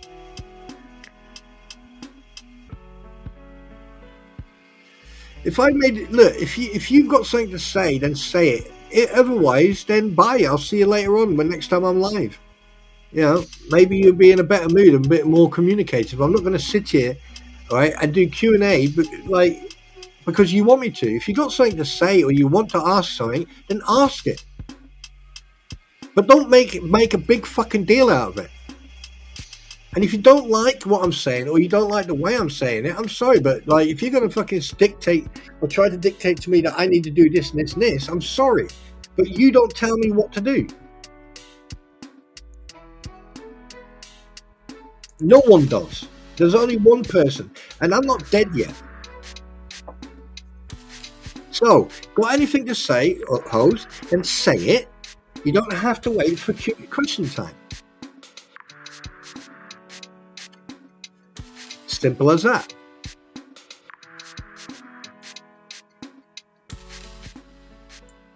And I've already said, don't come in here dictating.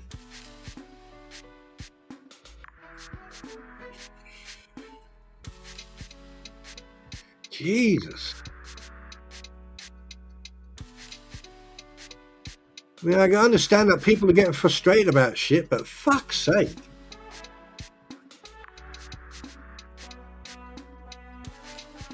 You know, if you no, it pisses me the fuck off when people come in, think they can dictate, they then fucking make comments that they don't back up, and then they fuck off.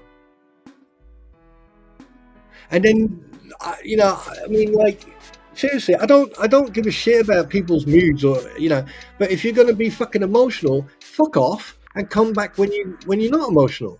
If you want to ask a question, ask a question. Q&A time will come in a bit. But the thing is, don't tell me, oh, I got, you know, when's Q&A, blah, blah, blah, fucking blah. Ask. Make a statement, follow it through. If I say, hypothetically speaking, Sarmich is an arsehole, and he says, oh, why am I an arsehole? And then I explain why he's an arsehole. There you go. That's how it fucking happens. It constructive criticism. If Sarmich turns around and says, you're an arsehole, it doesn't matter. It doesn't matter, Vicky. She'll fucking hear this. If Sarmich calls me an arsehole and I go, oh, why do you call me an arsehole? And then I have to wait for fucking 6 months for getting an answer, then sorry, fuck off. Come back when you're in a better mood. You know, that's just an example. But seriously, I mean, Jesus Christ, people, don't bring your negativity or your emotions here, right? If there's a problem, fucking talk to me. I'll sit here and I'll listen to everything you've got to say.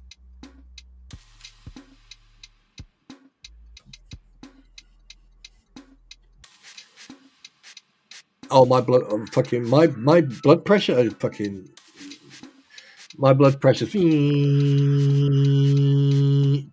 I'm calm as a fucking cucumber.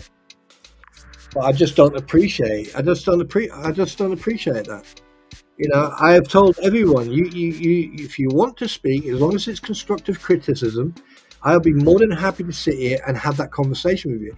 And even with each other. I mean, we're all talking with each other. Everyone here has a right to speak. You know, as long as you don't attack each other. If you don't agree with each other, then agree to disagree or disagree to agree. But don't fucking attack each other.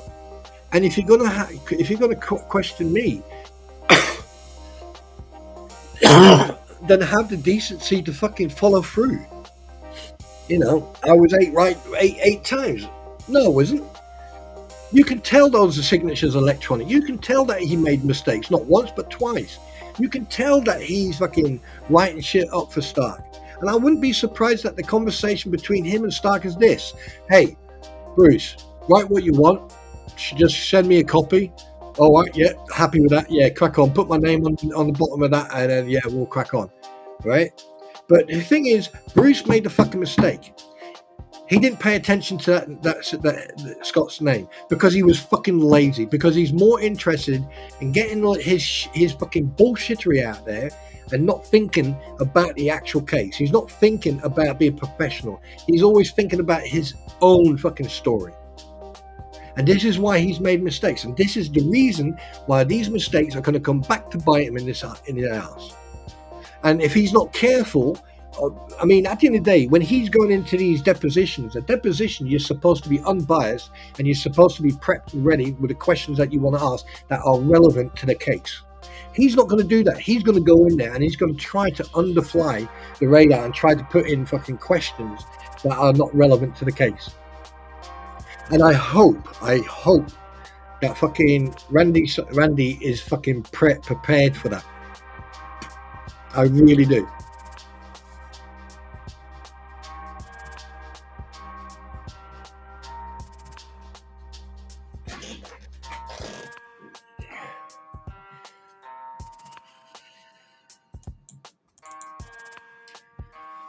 Oh, fuck's sake, hey.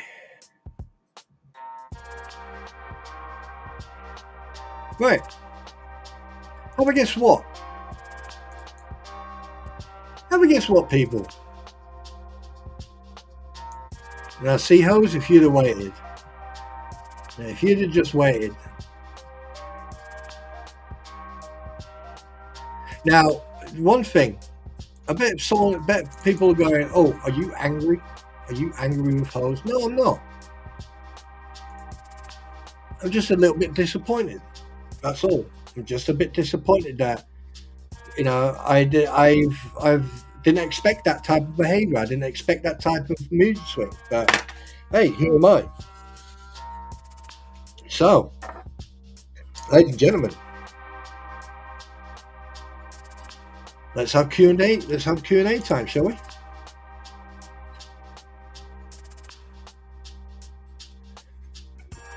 You know. So, let's do this. Let's have some questions. Let's do the question time.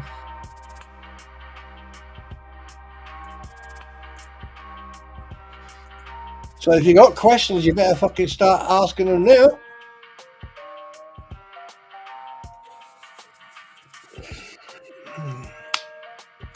I will wait for the questions to begin.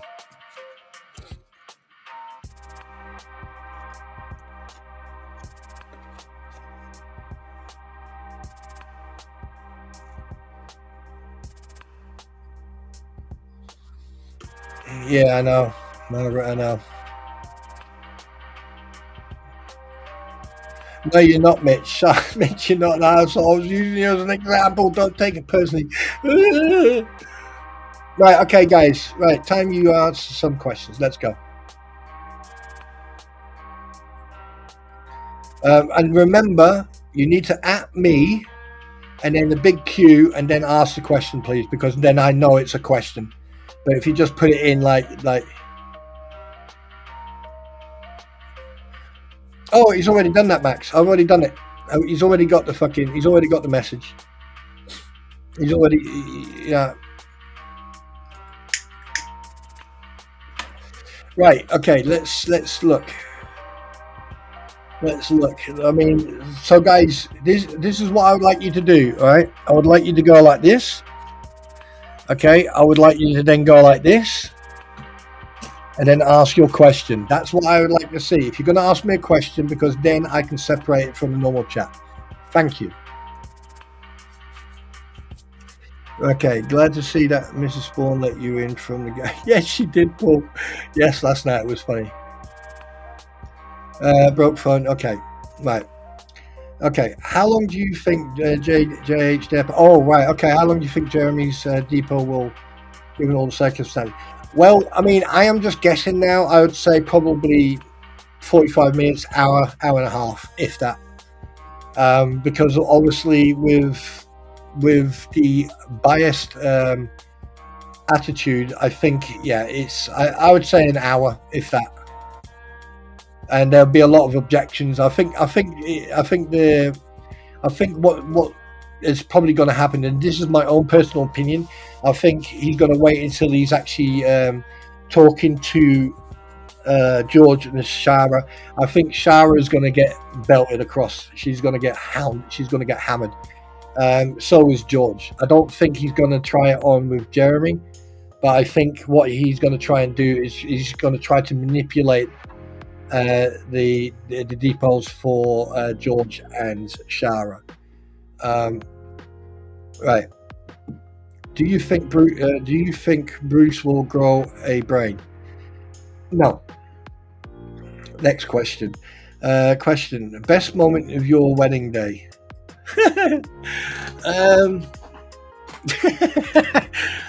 Was doing the naughties. That was the best thing on my wedding day. It was doing the naughty. There you go.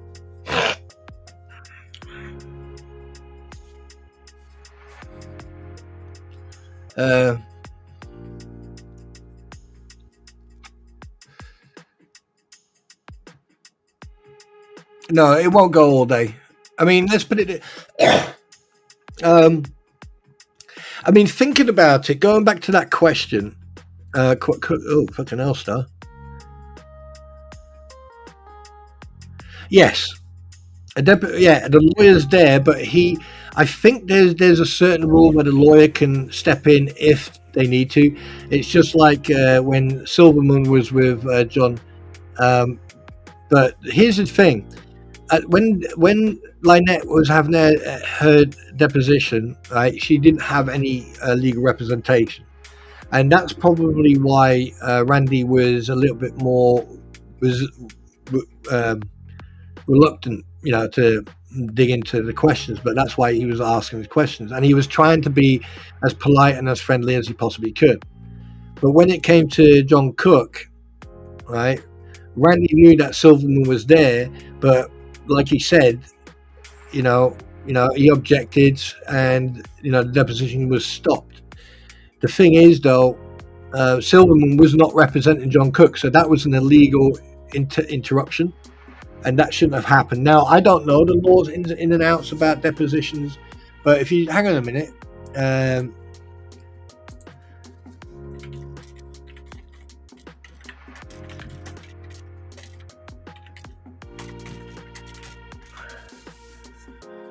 Okay, just bear with me. Right. Okay. Lawyers can work with witnesses to help them prepare for a deposition. This can include suggestion words to help the witness meaning clear, or inform them. I don't recall is a complete answer. Record testimony. Lawyers conduct the deposition by asking questions and recording the witness's answers to answers often. Use testimony later. Right. Lawyers cannot. Right. This is one thing you need to remember. Lawyers cannot fabricate evidence, coach witnesses to lie, hide evidence, or omit the truth, suggest that a witness should forget facts they know. Depositions are a common part of legislation in the United States and Canada. They are usually conducted outside the court without a judge present. All right.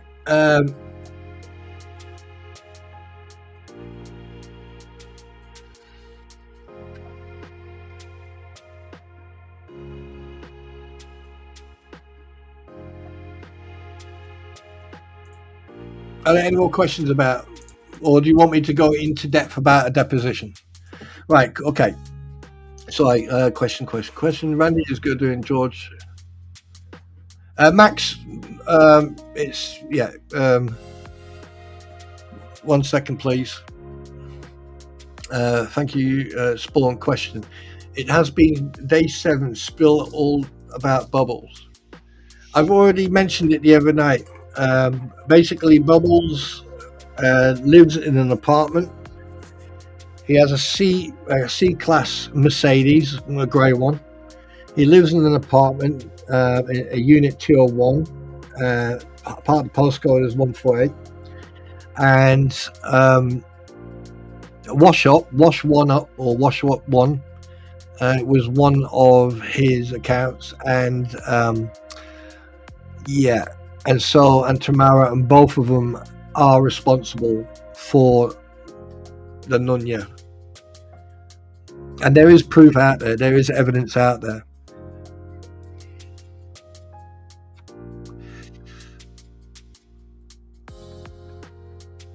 Sienna, do we get... okay, sorry, as you may have already discussed this before I came in, is this deposition being... I don't know. I'm not sure, Ozzy. I'm not sure, but it most probably is. Because so far the depositions I've seen have been done over computer or over Zoom. And the thing is, from what I've heard, I don't think Numbnut will drive all the way down to Florida. I doubt very much he will. I don't think he'll drive down to Florida until it comes to the federal case. And if he does go down to Florida, you know, I mean, I already know what he's gonna. I already know what he's gonna do. He's gonna put all these legal costs and everything else. But me personally, I think this deposition is not going to last long today. I think he's going to fuck up. He's going to make a mistake, or he's going to do something to antagonize. One thing I've noticed with Bubbles is that he likes to antagonize people, and he likes to always have the last word, and he likes to fucking talk over people. And the way, like, look how he behaved with Veteran Nation when he came onto that platform. Look at the way he is when he's on other platforms with people. He wants control of that conversation. He wants control of that environment.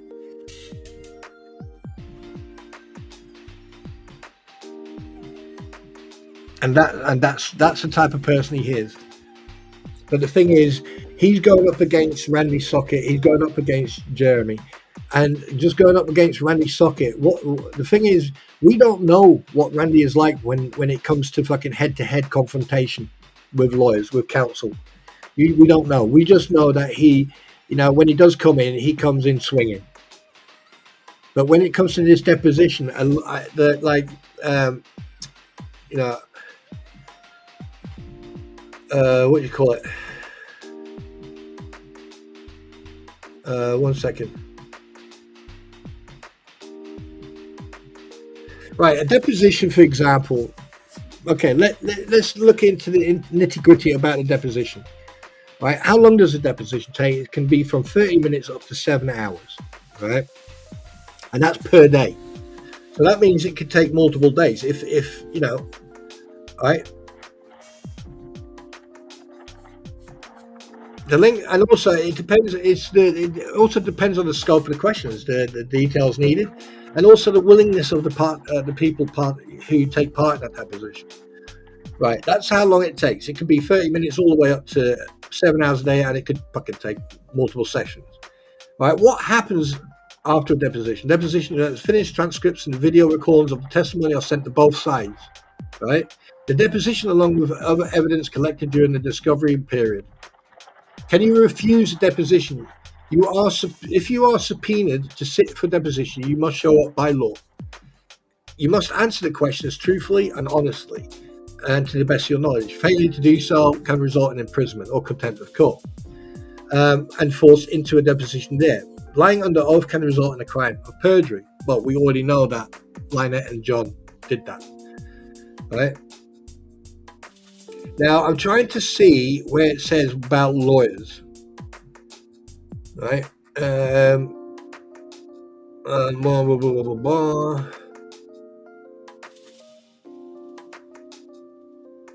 Right, let me just check. So, are there any more questions? Wait a minute. Do we get a story? Probably not today. Thank you. Right, just bear with me a second. I'm trying to find, right, because obviously I don't know about American law.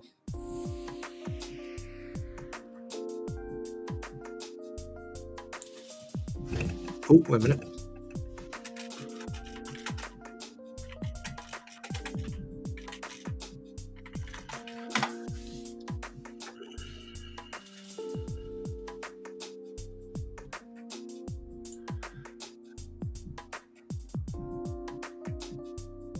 All right, okay.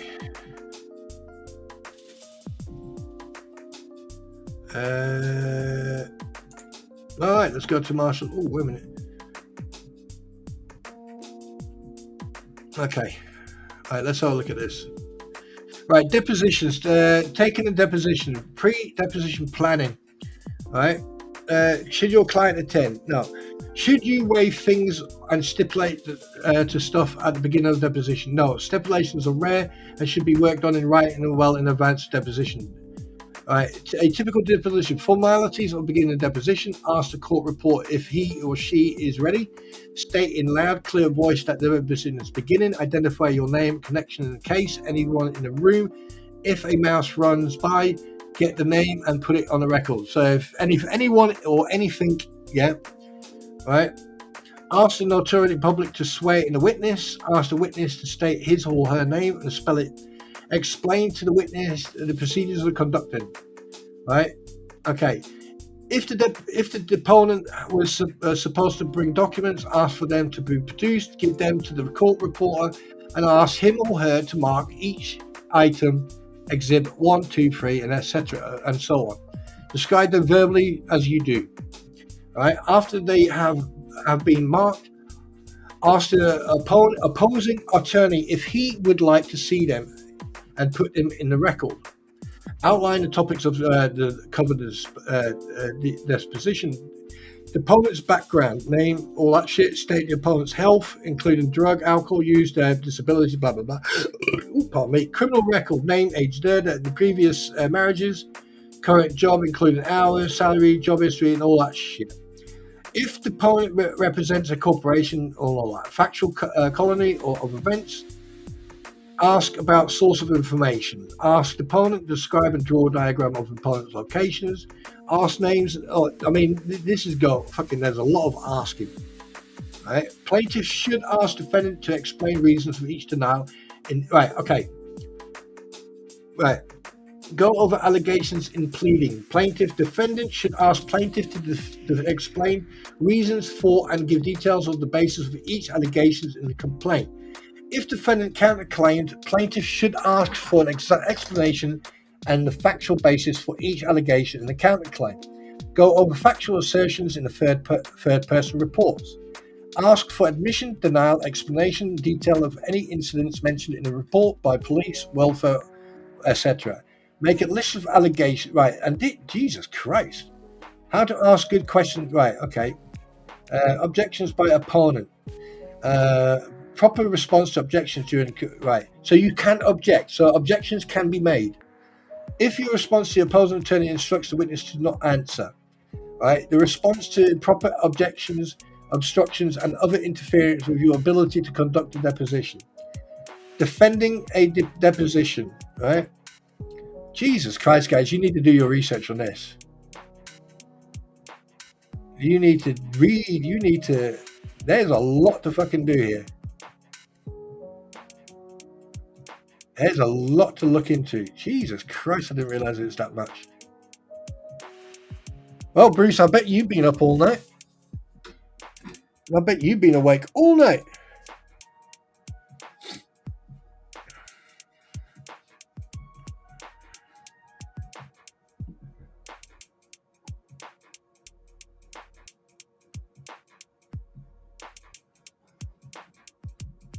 Seven do's and don'ts. Right.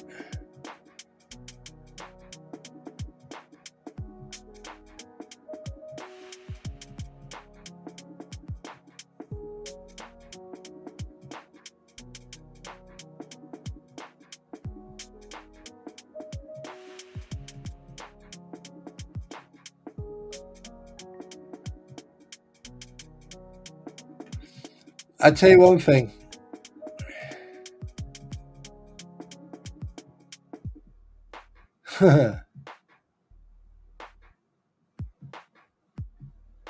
Oh, here we go. Tricks. 10 amazing tricks lawyers use in depositions. Right. Oh, wow. Prepared deposition. Right. What's the tricks? 10 top tricks lawyers use. Think before you speak. Listen carefully. Don't interrupt. Listen to any objections. Ask you to review a document. Provide an explanation. Verbalize your thoughts. Stay calm. Remember your attorney-client privilege. Always remain truthful. Yeah, I think Bruce is going to have an issue. because the way I see, the way I know George and Jeremy, them two are fucking switched on. Shara, I think she's switched on. I don't think she's gonna have an issue either. But I tell you one thing, Bruce and Stark are gonna use every dirty fucking trick they can, every single dirty trick they can.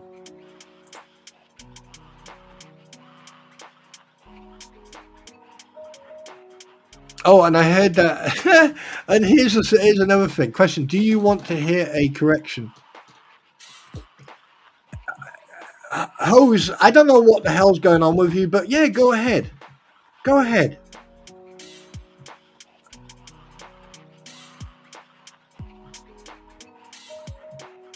We're waiting, but go ahead.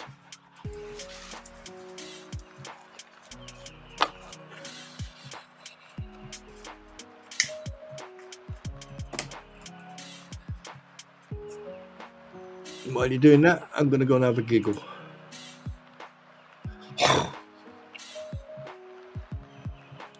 Oh my God.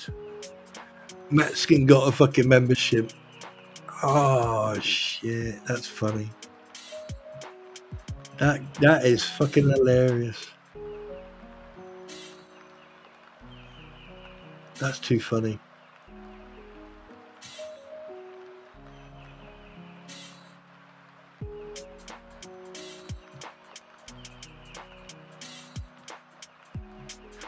Wait a minute. In my opinion, you shouldn't use the word seriously anymore.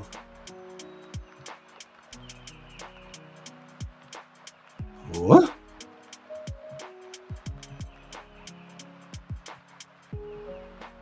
What? Now, I'm going to ask a very, very, very important question. Hose, have you been drinking? Because that makes no sense. That I'm sorry, but that makes absolutely no sense whatsoever.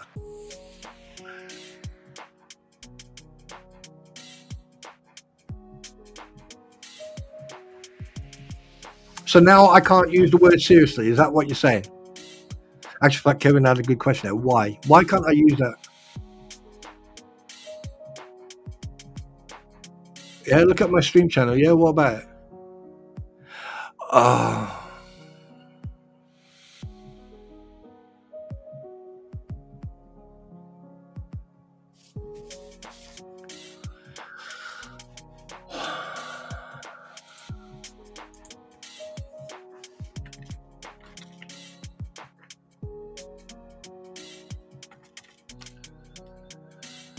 Oh boy.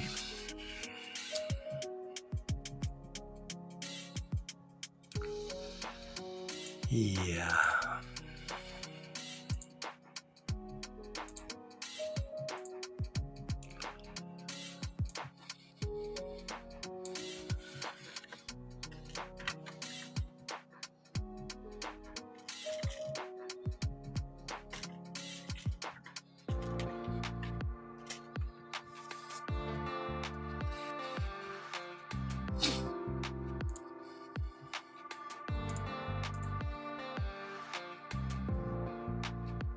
Yeah, you better fucking duck. You better duck. You bet. You.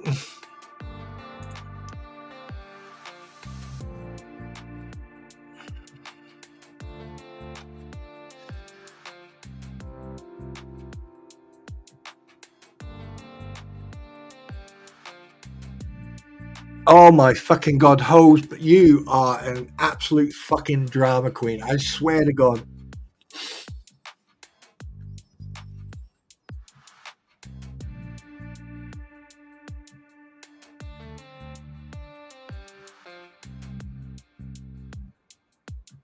Oh my fucking God. Oh. Oh. Oh, you're about to find out about how fucking this fully functioning weapon. Oh, no, honey, no. All that drama because of one freaking misspelled word? Really? Really? Are you shitting me?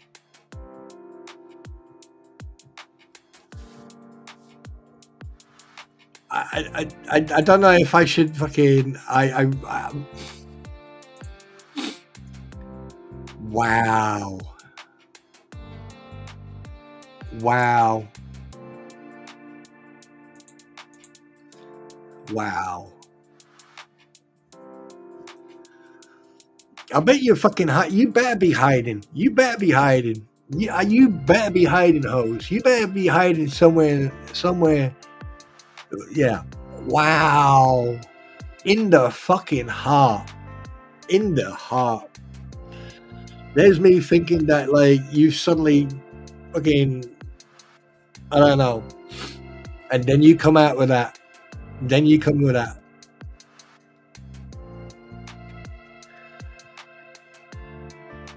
Anyway, back to the question time. Oh, I swear to God, host picker, you are gonna fucking. I'm gonna get you for that. I'm gonna get you for that. Oh boy, am I gonna get you for that. I'm gonna wait for yeah. No, there's no buts, except your big ass butt. No. I'm gonna get you back for that. I'm gonna get you back for that. I'm telling you right now, I'm getting you back for that. I'm gonna get you back for that. I'm gonna get you back for that, hose. Yeah, I'm getting you back for that. I'm gonna make. Oh, yeah.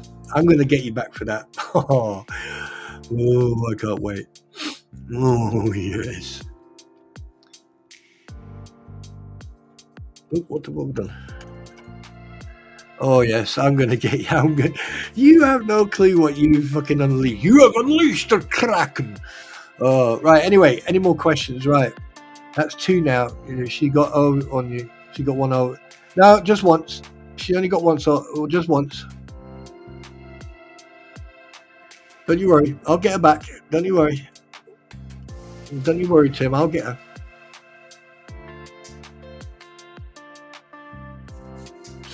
No, host. Don't start telling people what to fucking go and look at. But have you noticed I put it in brackets for you? I'll get you back, host. Don't you worry. You just keep laughing. You just keep smiling. Don't you worry. First, do you know what? We all got a little bit fucking worried about what the fuck was going on there for a second. We really thought that we lost hose. We lost nose picker. We really did.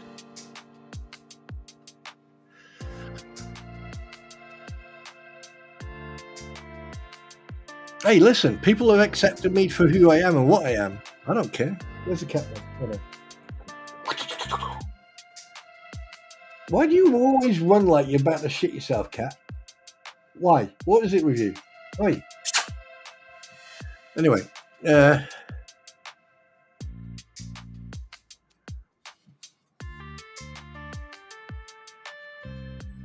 oh fucking! Oh, like you're fucking asking for it now. That's fucking it. That's fucking it. It is fucking game time.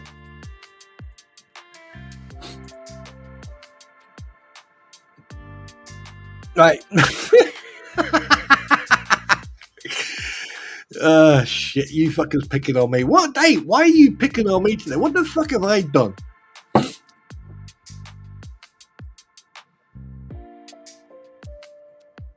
Oh, right, okay.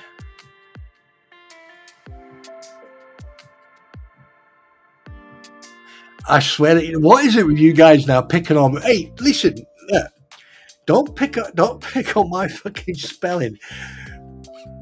Right, Palmer's Arc. Go ahead, ask your question. Ask your question while everyone else is fucking picking on me. Come on, Kevin Sheely. Come on, mate. Come on back. I know you're sitting there. You're just going to be silent now, aren't you? Make me feel bad.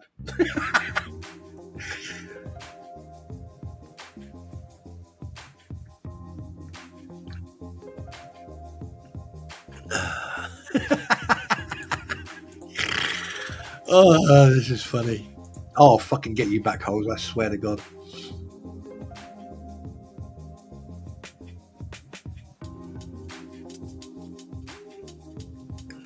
Yeah, actual fact, Sienna, I was actually concerned that Hose did lose her mind, but luckily she hasn't found it yet, so we're still safe. So that's good. Right, Palmer, you going to ask a question? Ozzy, don't push your luck. Yes, Palmer, I have a question about mac and cheese. Oh, no, not going to discuss that. I'm not going to publish that. I'm not going to discuss that crap. But I like mac and cheese. I think it tastes really good. Yesterday in Skipper's chat was fun listening to. Yeah, I got in trouble for that. What was the deal with BB? I think it was about a case to do with some sort of restaurant company or something like that, and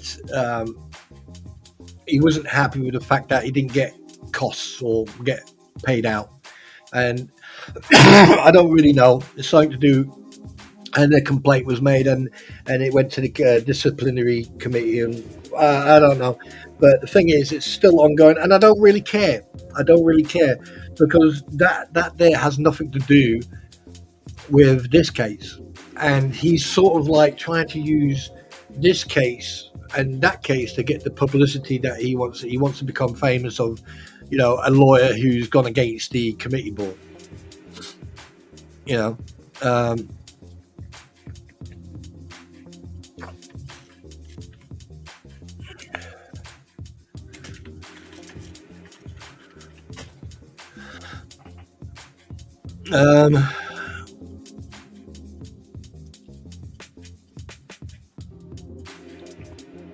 wait, you've got two, Ozzy? And here's the thing about this mac and cheese thing. He's actually pointing out his mistakes and other people's mistakes, and he's also fucking bad mouthing other people as well. And you'd think, well, hang on a minute, you're a fucking lawyer. Yeah, you got your freedom of speech about saying what you want to say, right? But the thing is, you're bad mouthing other lawyers. You're bad mouthing judges, and at the end of the day, a committee member. So you're harassing committee members. That's what I see. From what I see is that he's harassing committee members. Actual fact, that's a good point. I need to fucking. I'm glad you reminded me. That is a good fucking thing that you reminded me.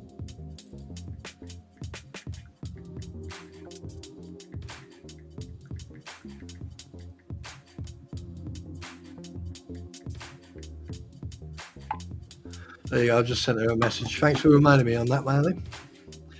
Yeah, it's like after I've done this live, I'm going to go out there and. But yeah.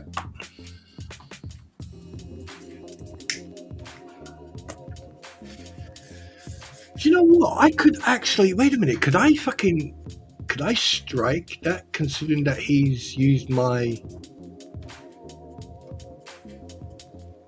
Wait a second.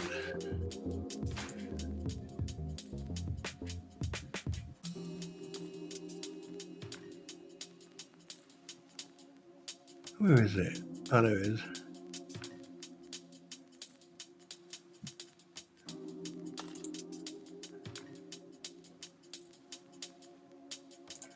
There we go.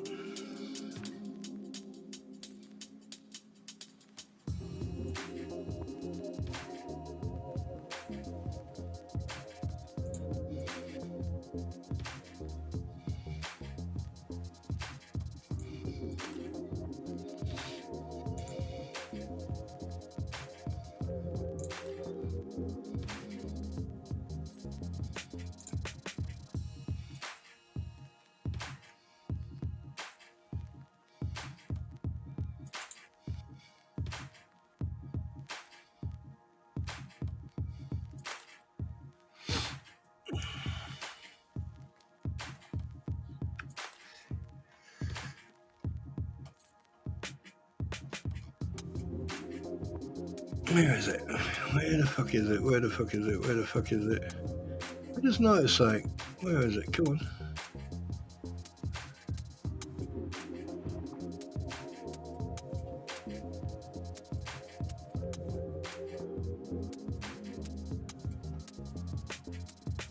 Yeah. Oh, by the way, Bruce, I just reported that post you put on Facebook because you don't have my permission to use my copyrighted material on another platform. Just so you know.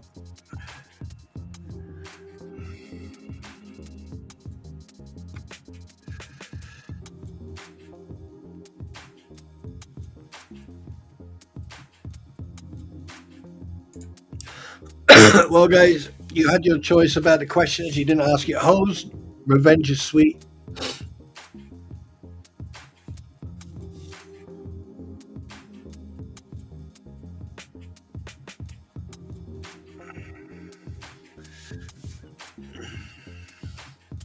And here's the thing. Right, I'm gonna put it. Oh my god! I just saw that fucking comment. Hey. Oh, you absolute turds! You turds! I'm gonna deliberately like this.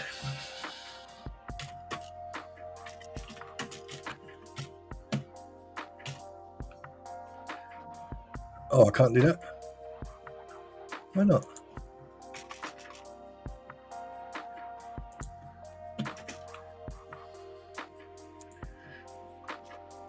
Just being suck. I'm just being awkward now. Right, everyone refresh the page, and then look at the title. Everyone refresh the page and look at the title.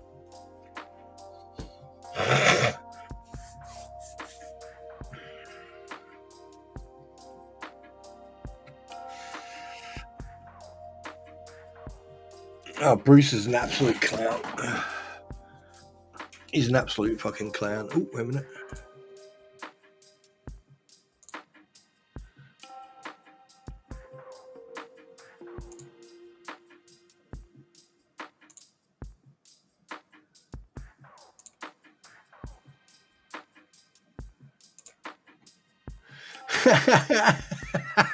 They didn't remove his post. Because wait a minute, I mean, is there another way you can actually report someone for using copyrighted material? Where is it? Because he is using my material without my permission. So if he had asked me, hey, can I use your shit for no? Yeah, I would have went, yeah, maybe. Nah, go on. But no, you can't use my material. So what we're gonna do? Do you know what? I don't give a fuck, actually, to be honest. It shows that I've got under his skin.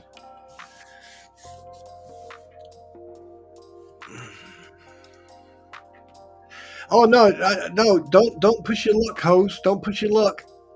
I still got my sights on you.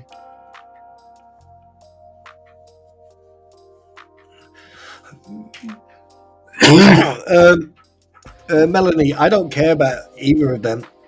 In actual fact, Jabba the Who, he's just an absolute clown. He's an idiot. Maybe he needs to take a mental health break for a week or so, or a couple of weeks.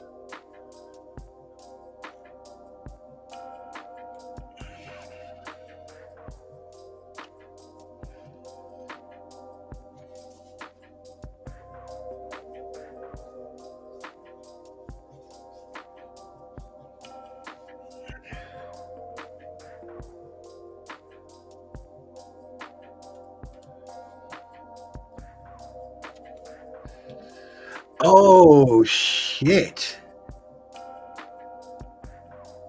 Oh shit! A brick.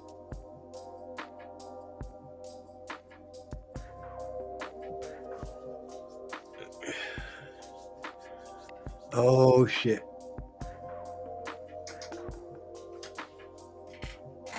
Oh yeah, Ozzy. He.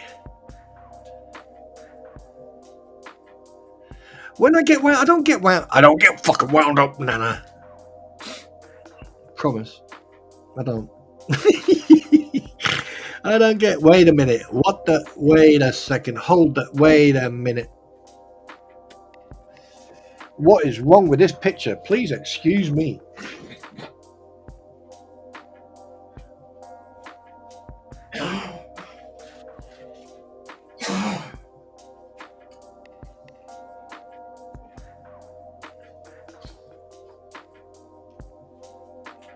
Oh, we can't have fucking this, can we? Oh, fuck yeah.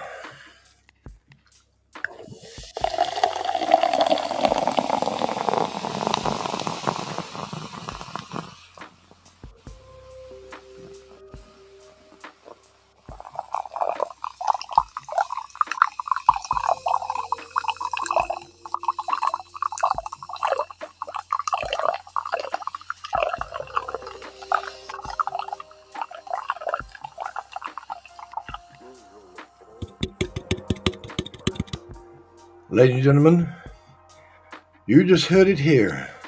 The pouring of Dr. Pepper.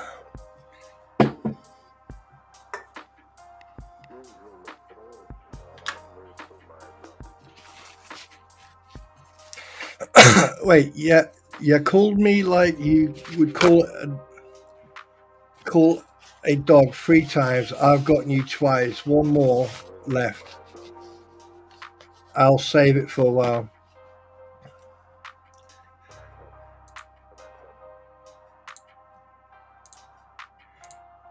Pow!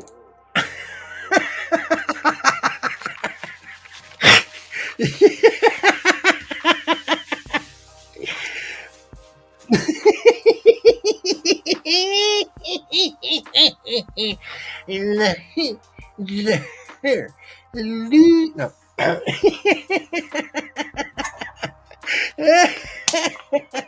Oh shit, that was funny.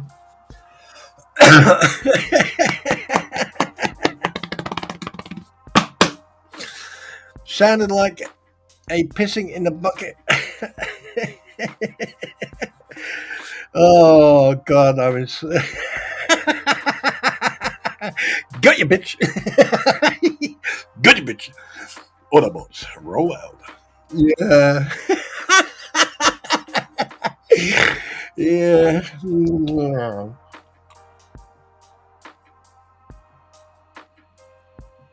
Oh, Therese. Hi, Therese. Welcome. Excuse me. Oh. Ladies and gentlemen, welcome to the Midnight DJ, coming to you from WBAS 5.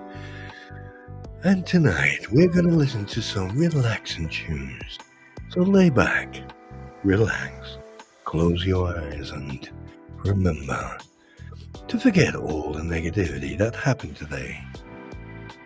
Lay back, enjoy the tune.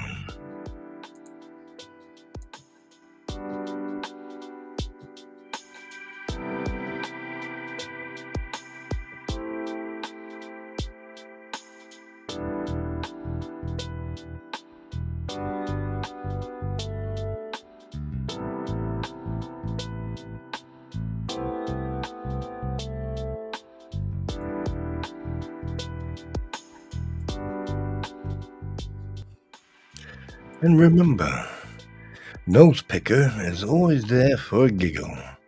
If you remember. Pardon me. Oh, yeah.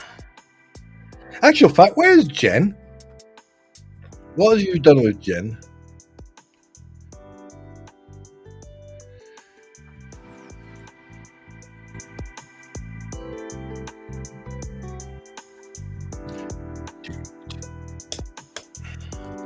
So anyway, what we're going to say, right, we've got 63 people in here. Well, 66 actually.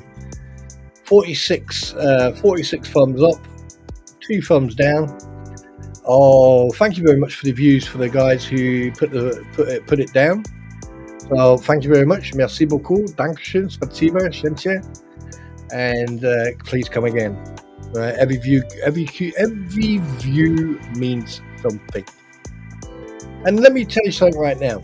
I want you to go out there and show Shizzy some love. Megan Fox, not that Megan Fox, but this Megan Fox. Go and show some Megan Fox some love. Go and show the Umbrella Guy some love. Jeremy Hells, show him some love. Veteran Nation, show him some love. Will Burns, even though she's short, go and send her some love. Moosey, go and send her love. Everyone, go and just go and everyone who's positive and or cares about what's going on in this. And remember, ladies and gentlemen, you are the ones who decide what's true and what's false. Want to do your own digging? Go and do your own digging. All right? But remember one thing. Karma has always your name on that list. It doesn't matter when it's going to be, where it's going to be, how it's going to be. But today's going to be the start of all the bullshittery. And, yeah.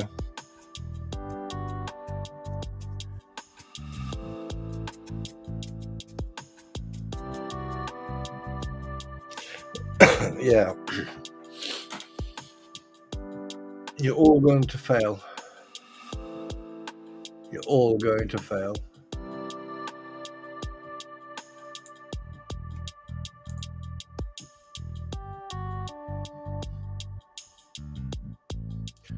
Wait a minute, what's going on here?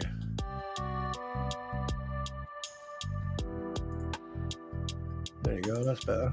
Warning. Oh, just wondering what the fuck happened then.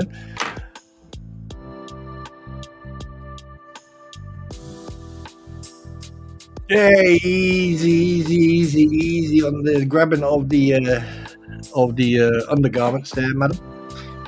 Yeah, I like to hack it. Yeah, sorry about all this. I like to keep my man sausage where it is. Thank you very much. Do you know what? I wonder, hey Bruce, if you're out there and you're listening, what's it like to have a man sausage on your forehead? You know, seriously, I really want to know what's it like to, you know, walk around with balls hanging over your head, over your eyes. I mean, we already know that you're blind as a bat. So let me ask you that question. And also,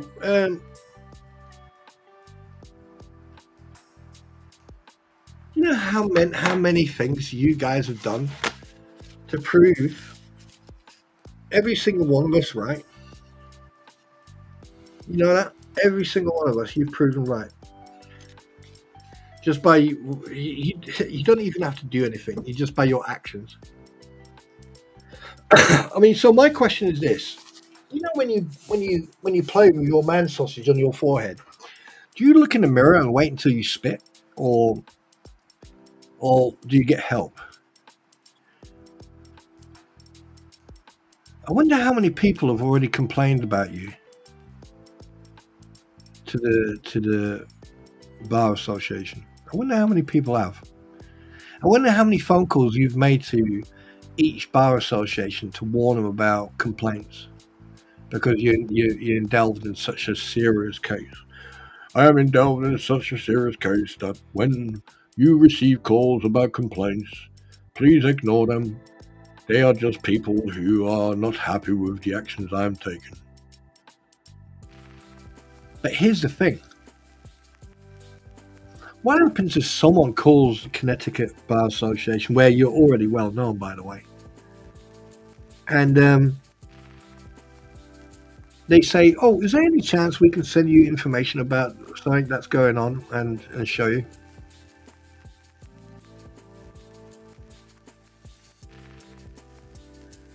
Wait, what? Me either. I hate crowds, but do you have a reject shop? They usually stock it.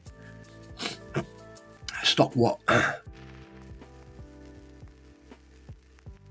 Actual fact, you know, I mean, the way Bubbles and the Fleas are going, it's only a matter of time before their faces get sued, because the amount of shit they're talking, their asses are getting so pissed off that their arse is going to sue their face. The amount of crap they're talking, it's only a matter of time. You watch. Asshole sues face. But one thing I want to make sure, absolutely sure, is that please, at no time or under any circumstances, is anyone to contact anyone involved in this. And the reason being is because you just don't want to become, you know, involved in it, right? So please don't. However, if you believe that the law is being broken, then as a concerned citizen, you have every right to do the right thing. Okay, if you believe that there's an unjust action that's taken place, then you have the right to contact the authorities, and you have that right. But as you can already see, I do apologize for not being dressed, but as you can see, I'm already walking back and I'm letting these guys know. Yeah. And something else, right? We've got 23 days, 22 days, 22 days.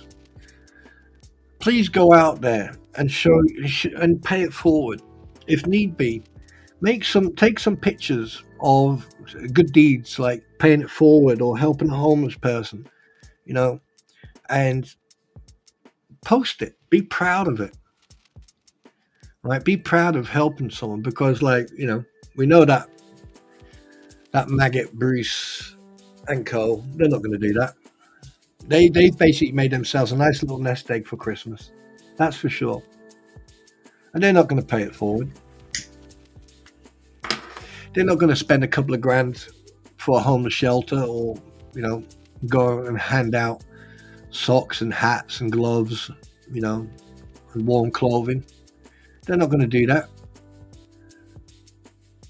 I bet you they're not going to do that. 100%.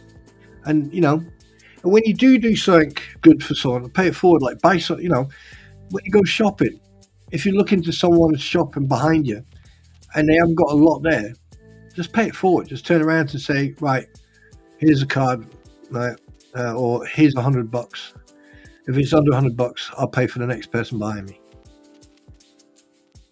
Right, and then give them the change. Like, if you see an old lady or an old gentleman paying for their stuff, just walk over and pay it for them. It won't hurt,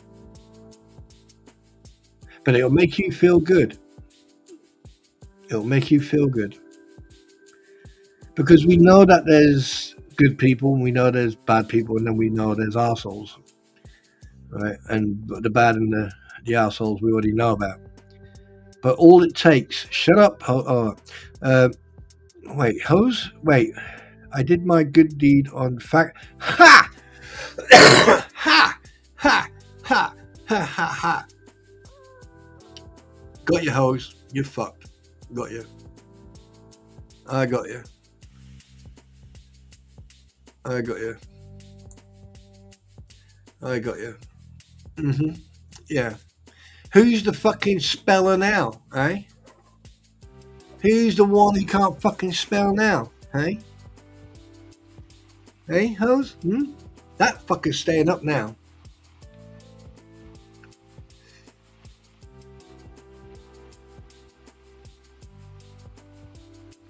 Tax giving, matter up 10 meals, matter, Thanksgiving matter, hey, hose? How does it feel like to eat your own fucking shit, huh?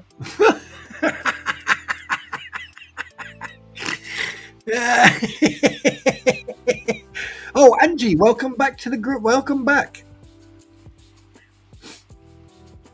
Welcome back, Angie.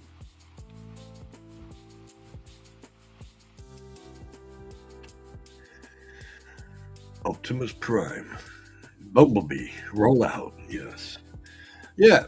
So, I could never. But you fucking have a go at me. Oh, hose! I should fucking. Oh, I should pound the shit out of you with a timeout of. Let's have a look. Nah, let's not. I'll leave you alone. I'll leave you alone.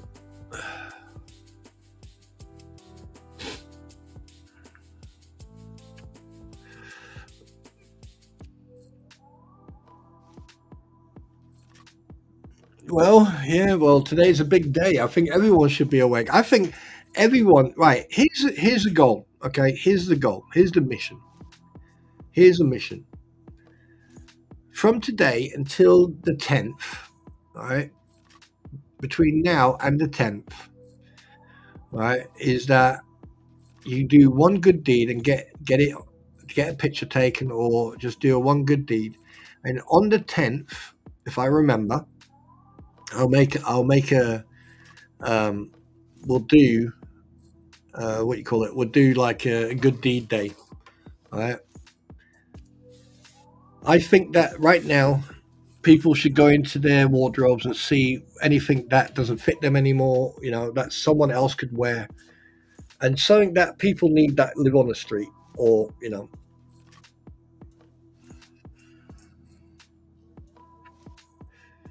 and go and do a good deed. But remember one thing: you need to look at home first before you look outside. Yeah, remember that before you donate money to someone, right? Do you want to buy your loved one a present? You know, and then go out there. But go out there and just pay it forward, guys. Just be nice to someone, please.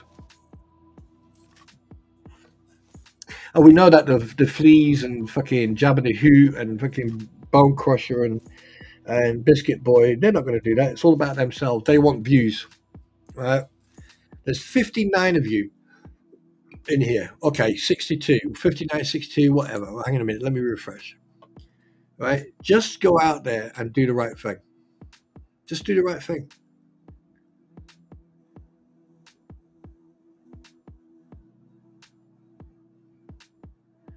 Well, you're gonna see you, right? I mean, regardless if you done, did a good deed or anything, you got your spelling wrong, and you fucking had a go at me. When a while back, can anyone remind you what you said to me? Huh?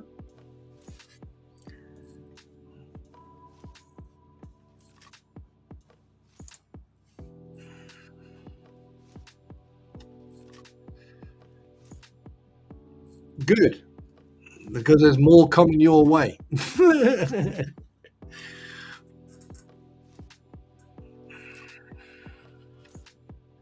But guys, it's coming up. It's been 3 hours. Right? I hope that everyone's had a good time. I hope that everyone's enjoyed the general chit chat. I hope that you guys have chatted amongst yourselves. Angie, good to see you back here. Right. Um, you know, and people just remember one thing, right? Is that sometimes you have to do your own research. Sometimes you need to do your own digging, right? You know, and I promise that. Oh, wait a minute. Actual fact.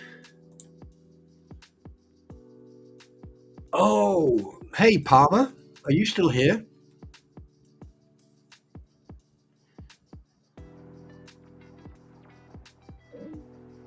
Is Palmer still here? Okay, who wants a someone needs to who wants a story? Who wants a story? Who wants a story? Who wants a kiddie story? Who wants a kid's story? Who wants a story? Who wants a story?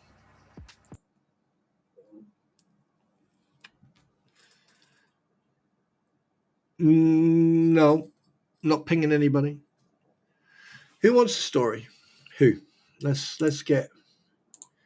Let me get my story pictures. Let me get my story reading thing. Where's my story reading? No, no, that's not that one. Where's my story reading? No, that's my. Oh shit! I crashed and I got a steering wheel in my hand. Um,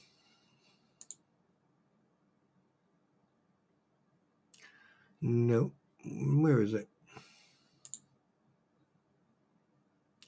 Nope. I will find it.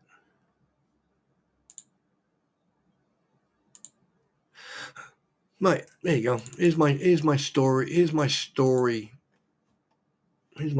picture.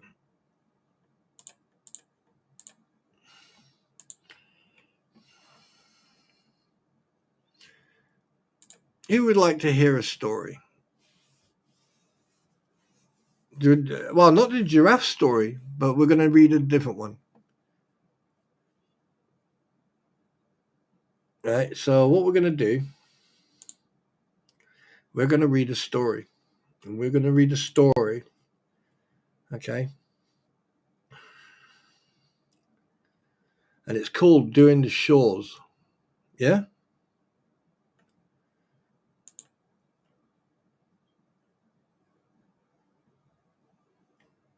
Right? And it's doing my chores. You ready for this? Okay.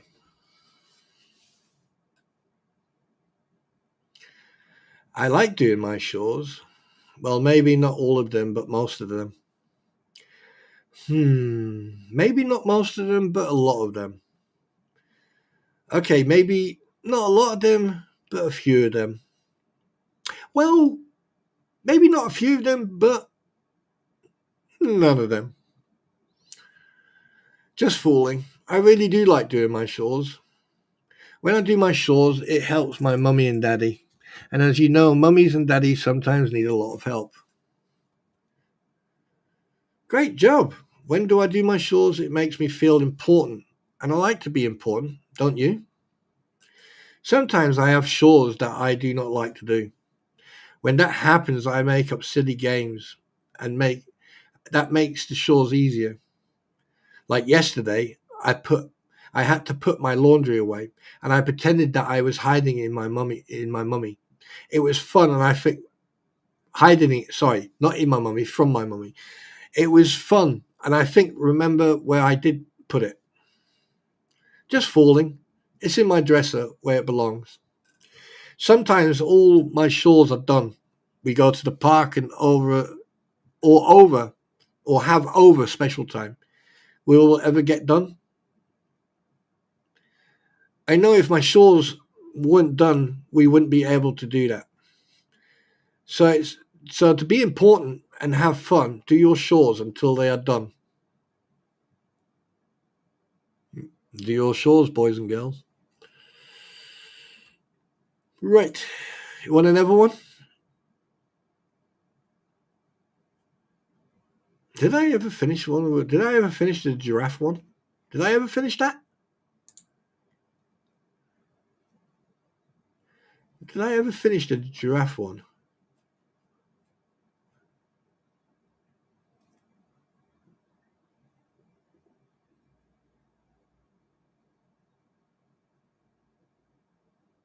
I said chores. Oh, fuck. Anyway, so they start a big journey. Right, okay, right. We'll start. Yeah, okay. Well, I know where I stopped off with the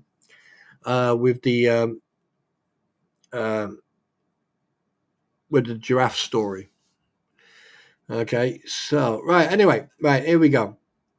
So they started on their big journey across the savannah to the jungle.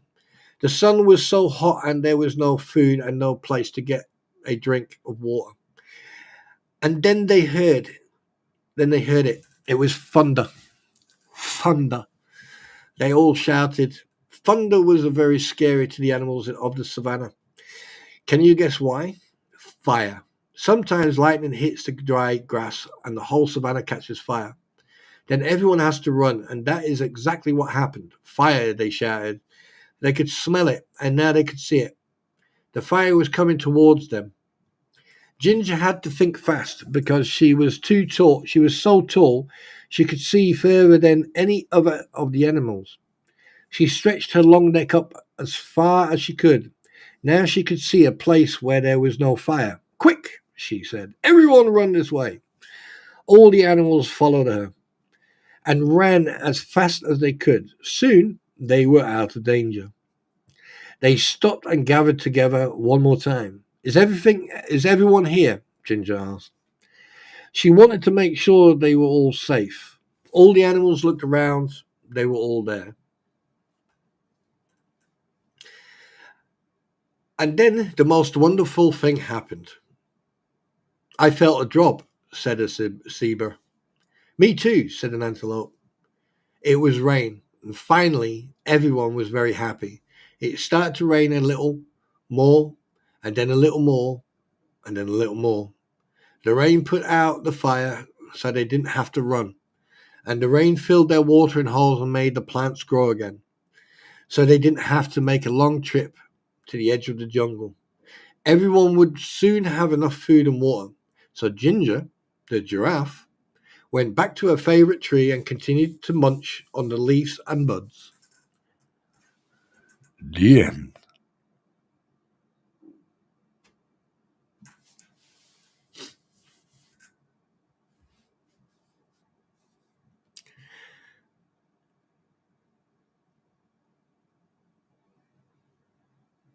Wait, what did I not do?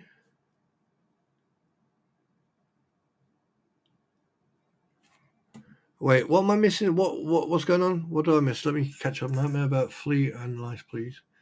I can Palmer, where Palmer me. For everyone there, I see you.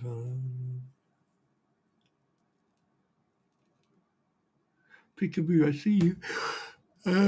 I say good to know. I hope I can remember. Margaret, they do work hard all week and they lose the ability to be quiet around people when they drink. I know some soldiers like that, and they. Do you know what, Jenny Morgan? Let me tell you something about getting drunk. Right? Don't forget, I was never teetotal. Right? Let me tell you something about getting drunk and then waking up the next morning for work. I can assure you, many of times that I went out on a Friday, Saturday, Sunday night, and then we had to be on Revalle for parade on a Monday morning. And the amount of people who were still drunk on a Monday morning, and we richly had to help each other stay up, right? You know, it was hilarious. It's absolutely hilarious. I mean, there was once I years ago, years ago, a few of my friends and myself, we went out. We were stationed in Germany. We went out and we got absolutely hammered. Well, I got hammered. They got sort of hammered, but I got really hammered. And the best part was is when we got back. We got back into camp, and I'm like going, fuck it, you know. And I look at the time, and we had 45 minutes to shave and shower and get into uniform. And you have to now remember is that we just got back into camp, right, from being on the Raz all weekend, right, and obviously all night, right. We hadn't slept. We'd been up since freaking 5-6 o'clock in the morning the day before, right, and then we had to then be on. So basically, we had about 45 minutes to get shaved and everything. So we all got in uniform. We had to shave and everything. Got on parade, and luckily, the CO wasn't in camp, so it wasn't a fucking CO's fucking check. And we were on parade, and we were on parade by company, so it wasn't a regimental one; it was a company one. So you had company sergeant major, company sergeant major, company sergeant major, company sergeant major, HQ support company, and all that crap. And then the RSM walked out, which we thought it was away on holiday, but he wasn't. He was fucking there that morning. And he inspected every single company, and then he came across us. And before he even got close to us, he could smell the booze. Because he went, I can smell booze. Who's been fucking drinking? Who's drunk?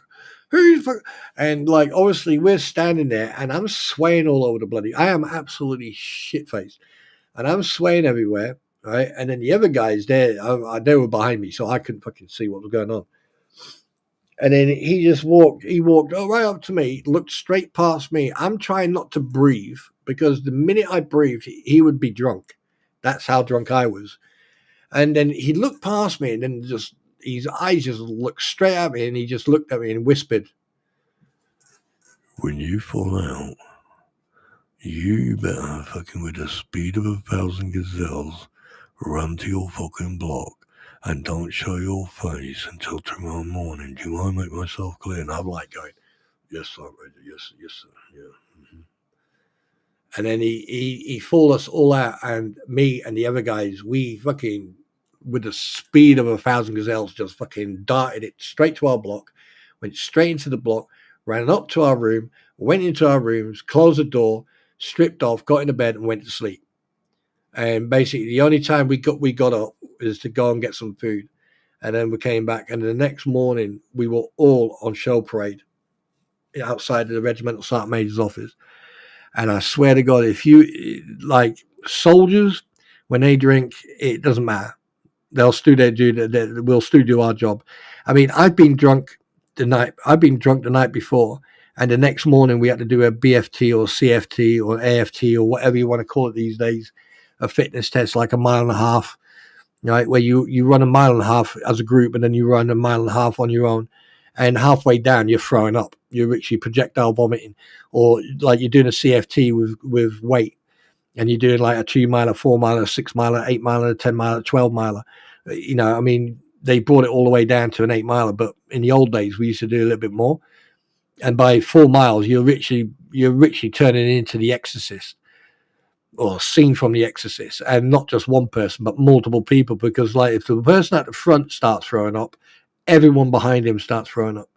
And it's so, and sometimes the alcohol actually made you move quicker because you knew that you either going to shit yourself or you're going to throw up, so you just moved quicker. And sometimes it'd be really funny when you see drunk people running around. It was good fun.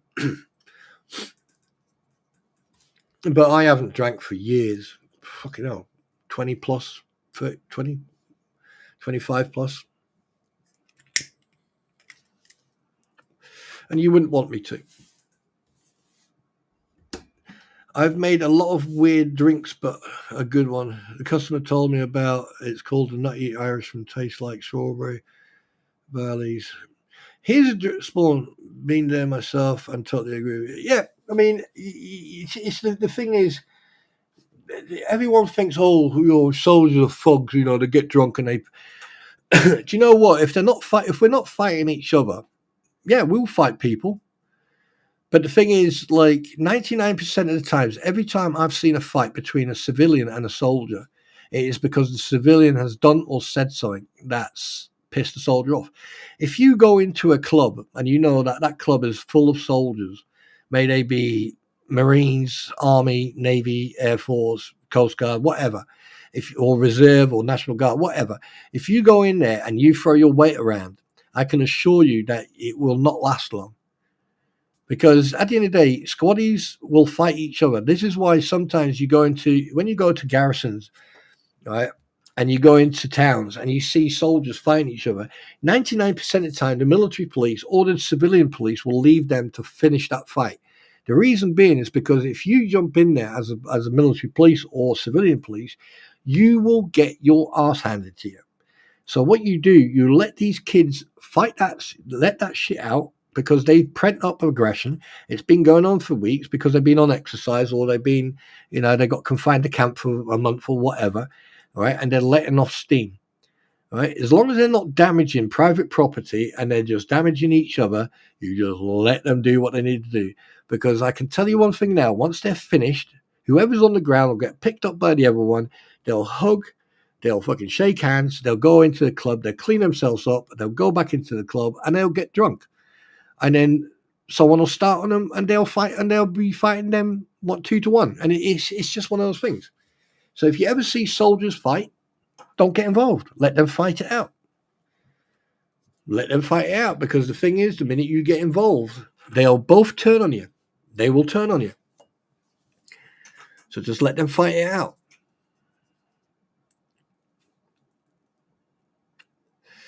And a lot of civilians don't know that. You know, civilians think, oh, good morning, Wanda. Morning, Wanda. You go, oh, yeah, look at those Marines. I mean, I saw a video once where there was about a dozen Marines. And these guys turned up, you know, thinking that, I think they're college students or something like that. And they were giving it large. And one of the Marines, you could hear, I mean, I don't know if anyone else heard it, but I heard it distinctively. Back off, leave us alone. And this is one college kid or one kid turned around and went, who the fuck are you think you're? You think you're tough? Or you think you're this? And then you go, oh, you're a Marine? Oh, you Marines think you're tough? Bad fucking move. Bad move to fucking have a go at Marine paras or even infantry. I mean, really, really bad move when you challenge someone like a Marine or a paratrooper or someone like myself in the infantry unit I was in. Infantry, we are trained to fucking go towards the fight. We are trained for aggression. It is control. It's probably the only time, right, you will come across a entity in the forces in any military that is actually trained to go hand to hand with the enemy. Right? It is controlled aggression. You know, switch it on, switch it off, and then you're stupid enough to go up to these people who've got alcohol in their system. They've probably been on exercise, or they've been on parade, or they've been doing fucking public service. You know, standing on a fucking. I mean, Marines abroad. It's usually like the embassies or stuff like that. You know, you've been doing public services, and then you want to go and fucking play with them while they've got a drink in them. Are you insane? You're literally walking into a snake pit.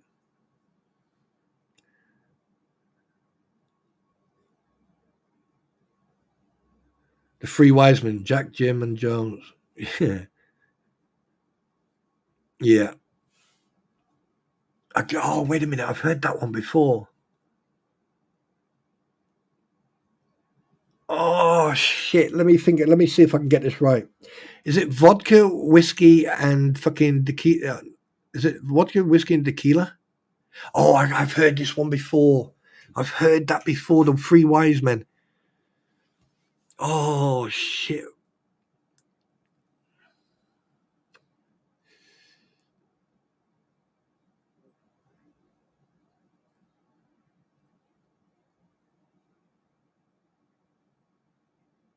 Yeah. Yeah. I mean, I've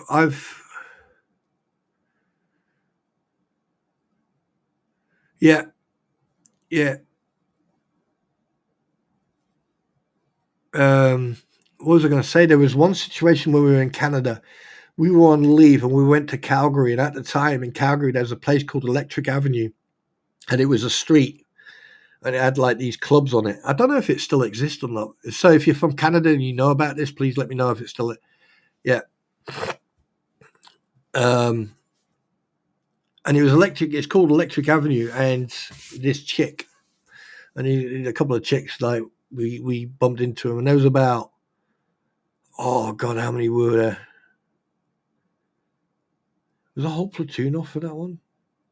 I think there was I think we split up. There was about 6 of us. Yeah, we were 6 of us, and we went into down this Electric Avenue place in Canada, in Calgary.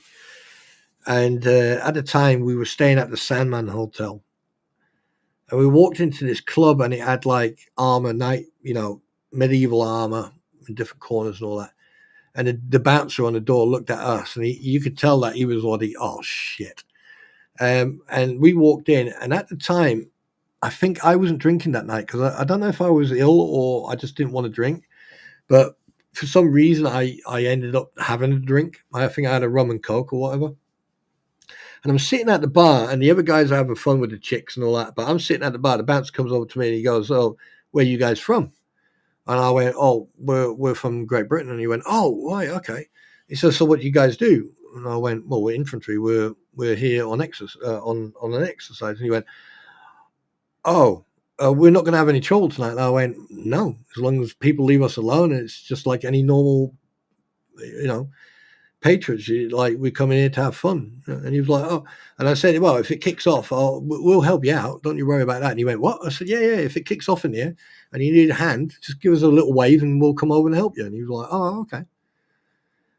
And like the place started getting full, and people started coming in and all that. And I'm still stuck because I felt like shit that night. I'll never forget that night because that was the night we all got kicked out of the Sandman Hotel.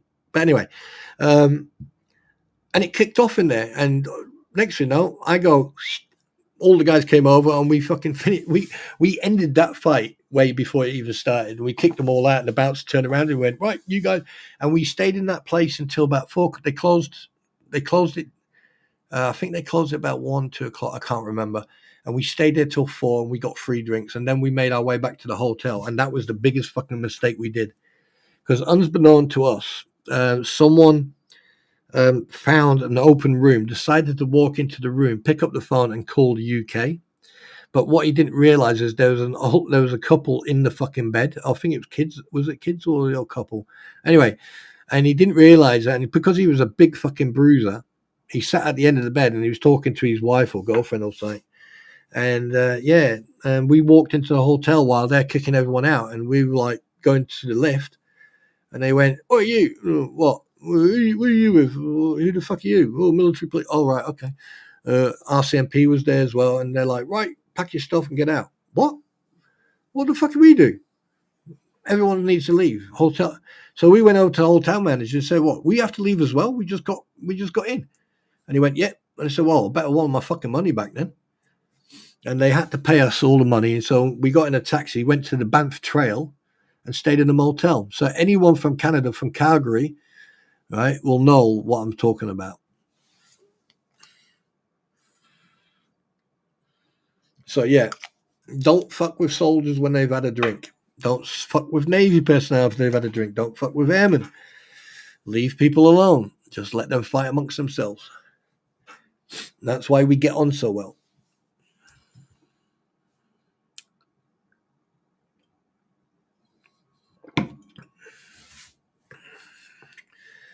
Right, 3.5 hours. So I'm going to give it a couple more minutes.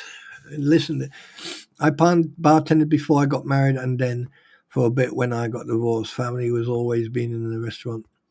And my dad used to say he would drink something called a stinger. Good morning, Spawn and chat. Ammo's girl. Oh, let me tell you about a drink. Let me see if I can find it. Bezique.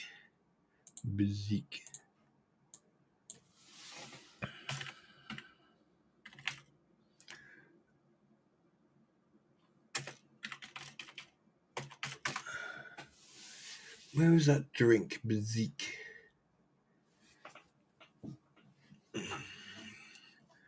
Bacardi.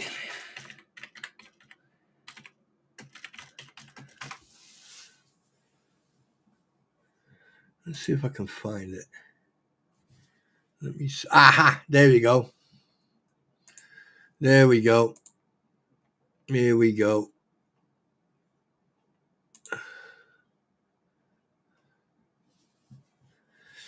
Right. Okay, let me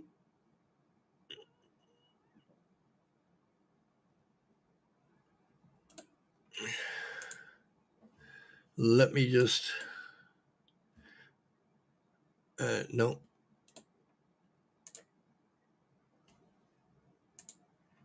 Let's see if this one works. Right, this one here. Okay, this drink. All right. This drink here was a nasty piece of. Ladies and gentlemen, let me introduce you to rocket fuel. Okay, let me tell you a little bit of a story about this drink here. In the early 90s, in the 90s, right, this drink, right, oh, Jesus Christ, seeing this bottle brings back memories. What you would do, you would take a pint glass and you would fill about an inch worth of the pint glass with this. And then you would fill the rest of the pint glass with beer. And you would put, this is what we used to do in a naffy bar. You would then take this and you would have 3 pint glasses, okay? And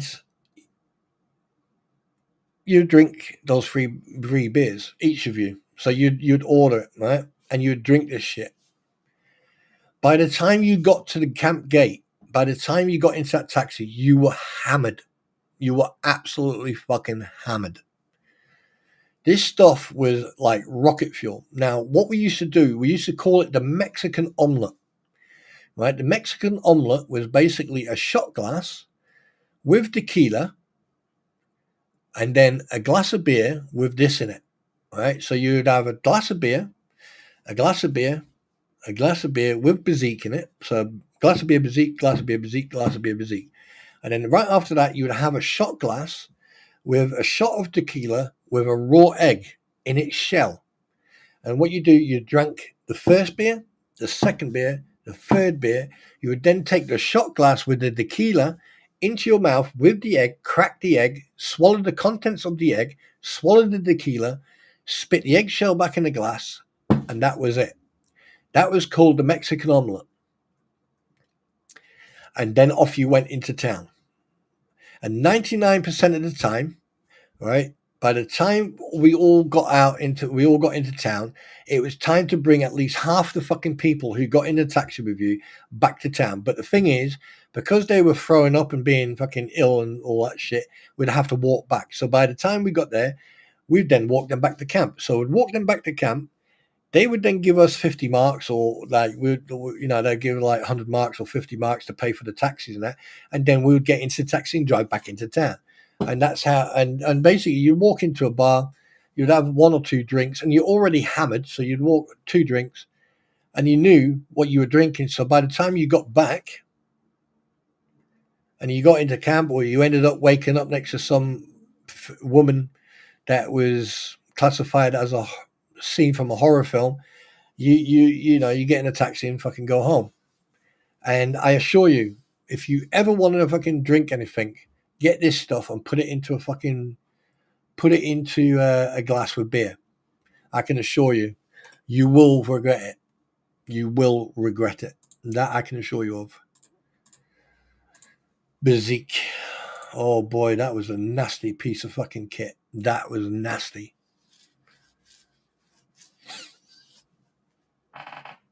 But responsible drinking is the most important thing. All I can say is responsible drinking, ladies and gentlemen. All right? You need to drink responsibly. Yeah.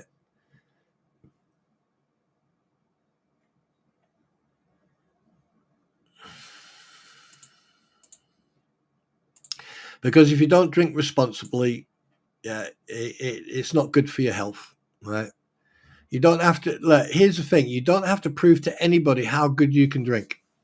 You don't have to prove jack shit to anybody, right? So just remember that. Remember, you don't have to prove anything to anyone. Happy? Good.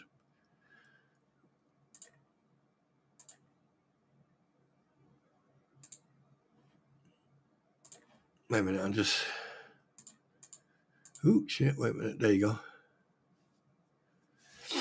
Yeah, well, Nana, that's one thing I have learned in my career when I was in the military is that you do know that like the military does turn people into alcoholics. That's one job that did turn people, and if you didn't smoke, it turned people into smokers as well. And if people didn't get the support, yeah, it didn't. It doesn't help. It doesn't help. That's why I haven't drank for 25 plus years. Because I know exactly what happens when I drink.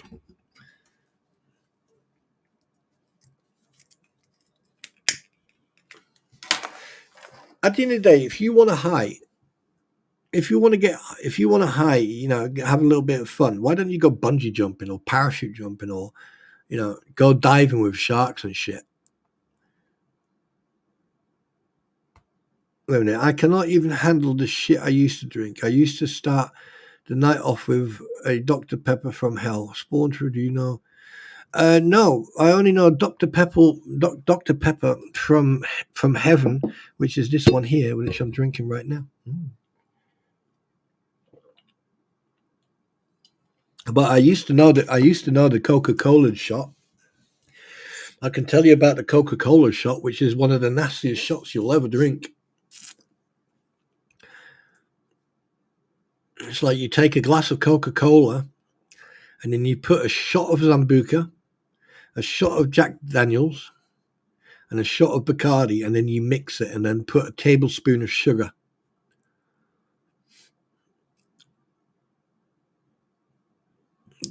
Good fun, really good fun. That's one thing. That's one thing we used to do when we were younger. We used to mix drinks and then test them. And boy, that one, Was it Zambuca? Yes, it was Zambuca. Zambuca, Jack Daniels. No, it was Zambuca, Jack Daniels, and rum. Yes, not vodka, not Bacardi. It was rum.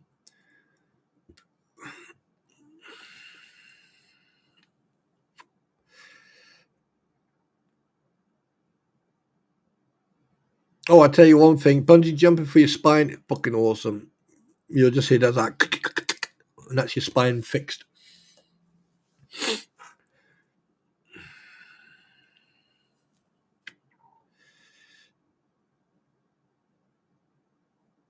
Yeah. Anyway, guys, I'm going to start calling it a day. Just so you know, Shizzy's live. Where is he? Yeah, no, is he? Was he? Is he? Yes. Shizzy Wisnut is live. So, you know.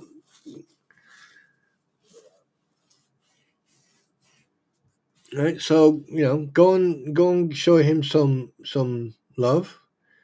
Tell him I sent you. Not that he will care or doesn't need to, but right. So go and go and show your love to Shizzy Nuts. All right. Go and say hello to Shizzy Whiz Nuts, because I'm about to call it a day.